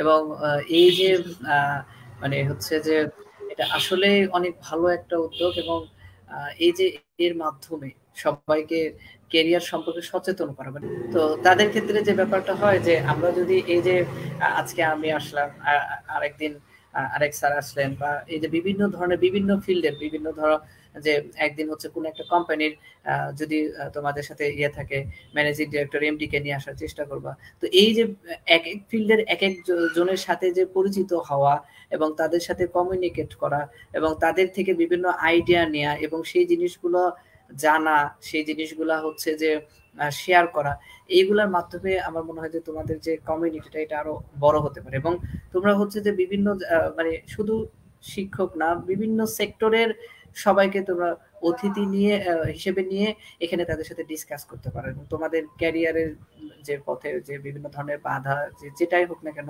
সেটা ইয়ে করতে পারো। এবং আমার মনে হয় যে এই এপিসোডটা তোমরা একটা মানে হচ্ছে যে মানে হচ্ছে যে একটা রুটিন করে এপিসোডটা করতে পারো, যে প্রতি মাসে একটা করে এপিসোড হবে এবং সেটা প্রতি মাসের এই ডেট অনুযায়ী এপিসোড হবে। এই রকম একটা রুটিন যদি আগে তোমরা হচ্ছে যে ইয়ে করো, তাহলে সবাই জেনে যাবে যে ওই ডেটে ওই মাসের, যে ধরো মার্চ মাসের, জুন মাসের বা জুলাই মাসের এত তারিখে, তারপরে আগস্ট মাসের এত তারিখে, মাসে একটা বা দুইটা, যেটা তোমাদের পক্ষে সম্ভব হয়। এটা করলে কি হবে যে একটা যদি তোমাদের সুন্দর একটা শিডিউল থাকে এবং সেই শিডিউলে কোন দিন কবে আগে থেকে কি করবে যে 2-3 জনের ইয়ে নিয়ে তোমরা হচ্ছে যে অ্যাপয়েন্টমেন্ট নিয়ে ওই শিডিউলটা ঠিক করে দেবে যে আগামী মাসে আগামী 2 মাস এই শিডিউল অনুযায়ী আমাদের এখানে আড্ডা হবে। তখন দেখা যাবে যে আরো বেশি এবং আগে থেকে যদি এটাকে ইয়ে করতে থাকো, সবার মধ্যে স্প্রিড করতে থাকো, তাহলে দেখা যাবে যে তোমাদের এই জিনিসটা আরো বেশি হচ্ছে যে স্প্রিড হবে এবং সবাই এখানে যত বেশি আড্ডা হবে, যত বেশি সবাই জানবে, তত বেশি তাদের মধ্যে যে স্কিলটা আসবে এবং তারা অনেক কিছু জানতে পারবে। এখান থেকে অনেক কিছুই জানা যায়, অনেক কিছু ইয়ে করা যায়, ঠিক আছে। এবং এই নলেজগুলা জানাও দরকার আছে, বিভিন্ন জায়গার যে মানে ভেতরের যে জিনিসগুলো, এগুলো জানাও আমাদের দরকার আছে এবং এটা তোমরা আশা করি করতে পারবে। এবং এই যে আড্ডাটা, এটা তোমরা চালিয়ে যাও এবং এখানে হচ্ছে যে আরো বিভিন্ন ফিল্ডের অতিথিদেরকে নিয়ে আসো এবং তাদের সাথে তোমাদের যে ইয়েগুলা সেগুলা ডিসকাস করো। ইনশাল্লাহ তোমরা সফলতা অর্জন করবে। স্যার, আপনার পরামর্শটা অনেক ভালো লাগলো স্যার, আমরা এইভাবে ভেবে দেখবো ইনশাল্লাহ। স্যার, আপনার সাথে অনেক সময় কাটাইলাম, অনেক ভালো একটা সময় কাটলো স্যার। স্যার, আসলে উসাবকে ধন্যবাদ দিতে হয়, কারণ আজকের এই লাইভ প্রোগ্রামটি আয়োজন না করলে স্যার কখনোই জানতাম না যে আমাদের প্রতি আপনার যে ভালোবাসাটা আছে সেটা এতটা গভীর স্যার, কখনোই জানতে পারতাম না। আমি তো বলছি, এটা তো জানো তো তোমরা হয়তো, কখনো এইভাবে বুঝতাম না আজকের মতো, যতটা না বুঝছি আজকে। আসলে স্যার, আপনাকে ধন্যবাদ দেওয়ার মতো। তোমরা আমাকে ভালোবাসা দিয়েছো বলেই তোমাদেরকে ভালোবাসি, মানে ভালোবাসা দিলেই ভালোবাসা পাওয়া যায়। তোমরাও যেমন আমাকে ভালোবাসো, আমিও তেমন তোমাদেরকে ভালোবাসি। এই স্যার, আজকে এখানে বিদায় নিতে হচ্ছে স্যার আপনার সাথে। স্যার, আপনাকে অনেক অনেক ধন্যবাদ ক্যারিয়ার আড্ডার সময় দেওয়ার জন্য। আশা করি আমাদের সাথে থাকবেন, বিভিন্ন তথ্য দিয়ে স্যার সহযোগিতা করবেন। আপনার নতুন জব লাইফের জন্য অনেক অনেক শুভকামনা রইল স্যার, দোয়া করবেন আমাদের জন্য। তোমাদের জন্য আমার অন্তরের অন্তঃস্থল থেকে দোয়া থাকবে।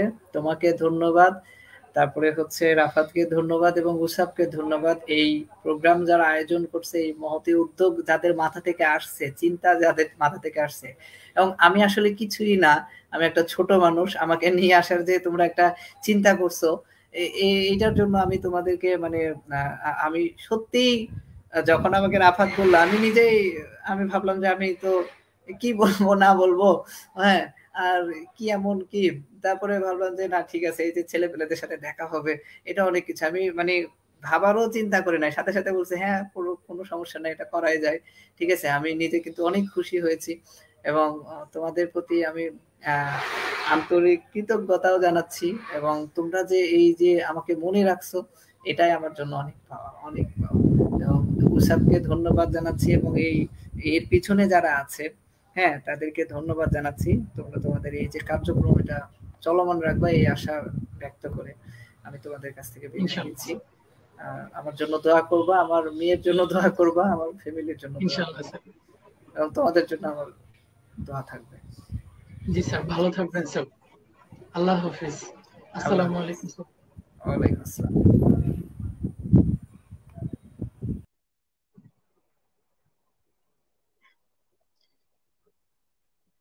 ভিউয়ার্স, আপনাদের উদ্দেশ্যে বলতে চাই, উসাব আর্মি বিশ্ববিদ্যালয়ের একটি সম্মিলিত গ্রুপ, একসাথে এগিয়ে যাওয়ার একটা প্রয়াস। একসাথে থেকে আমাদের কমিউনিটি গড়ে তুলব এবং সবার সাহায্য নিয়ে নিজের ক্যারিয়ার গড়ে তুলব এবং উসাবকে সহযোগিতা করব সবসময়।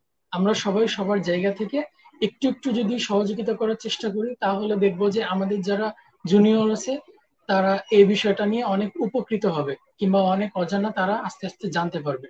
উসাবের অনেকগুলো প্ল্যাটফর্ম আছে যেখান থেকে অনেকভাবে সাহায্য করার জন্য পাওয়া যায়। এবার জুনিয়রদের অনেকভাবে সাহায্য করা যায় উসাবের প্ল্যাটফর্ম গুলো থেকে। আপনারা যারা উসাবের সাথে এখনো সেভাবে কানেক্টেড না, আপনারা উসাবের 3টা গ্রুপ ওগুলো একটু চেক করবেন। চেক করে ওখান থেকে হয়তো অনেক আপনাদের লাইফে ঘটে যাওয়া এমন অনেক ইনফরমেশন, অনেক কিছু ওখান থেকে পেতে পারেন। সবাইকে আবারও ধন্যবাদ দিতে চাই এতক্ষণ আমাদের সাথে থাকার জন্য। প্রোগ্রামটি কেমন লাগলো জানাতে ভুলবেন না। উসাব পেজে অবশ্যই ফলো দিবেন। লাইভ প্রোগ্রামগুলো বেশি বেশি শেয়ার করবেন যেন সবাই উপকৃত হয়, সবাই যাতে দেখতে পারে। ইভেন উসাবের 3টি গ্রুপে অ্যাক্টিভ থাকবেন। পরবর্তী লাইভে সবাইকে আমন্ত্রণ জানিয়ে আজকের লাইভটি আমি হোস্ট রাশারাজ এখানেই শেষ করছি। শিখবো, শেখাবো, এগিয়ে যাব, এই হোক আমাদের সকলের সম্মিলিত প্রত্যয়। আল্লাহ হাফেজ। আসসালামু আলাইকুম। শুভরাত্রি সবাইকে।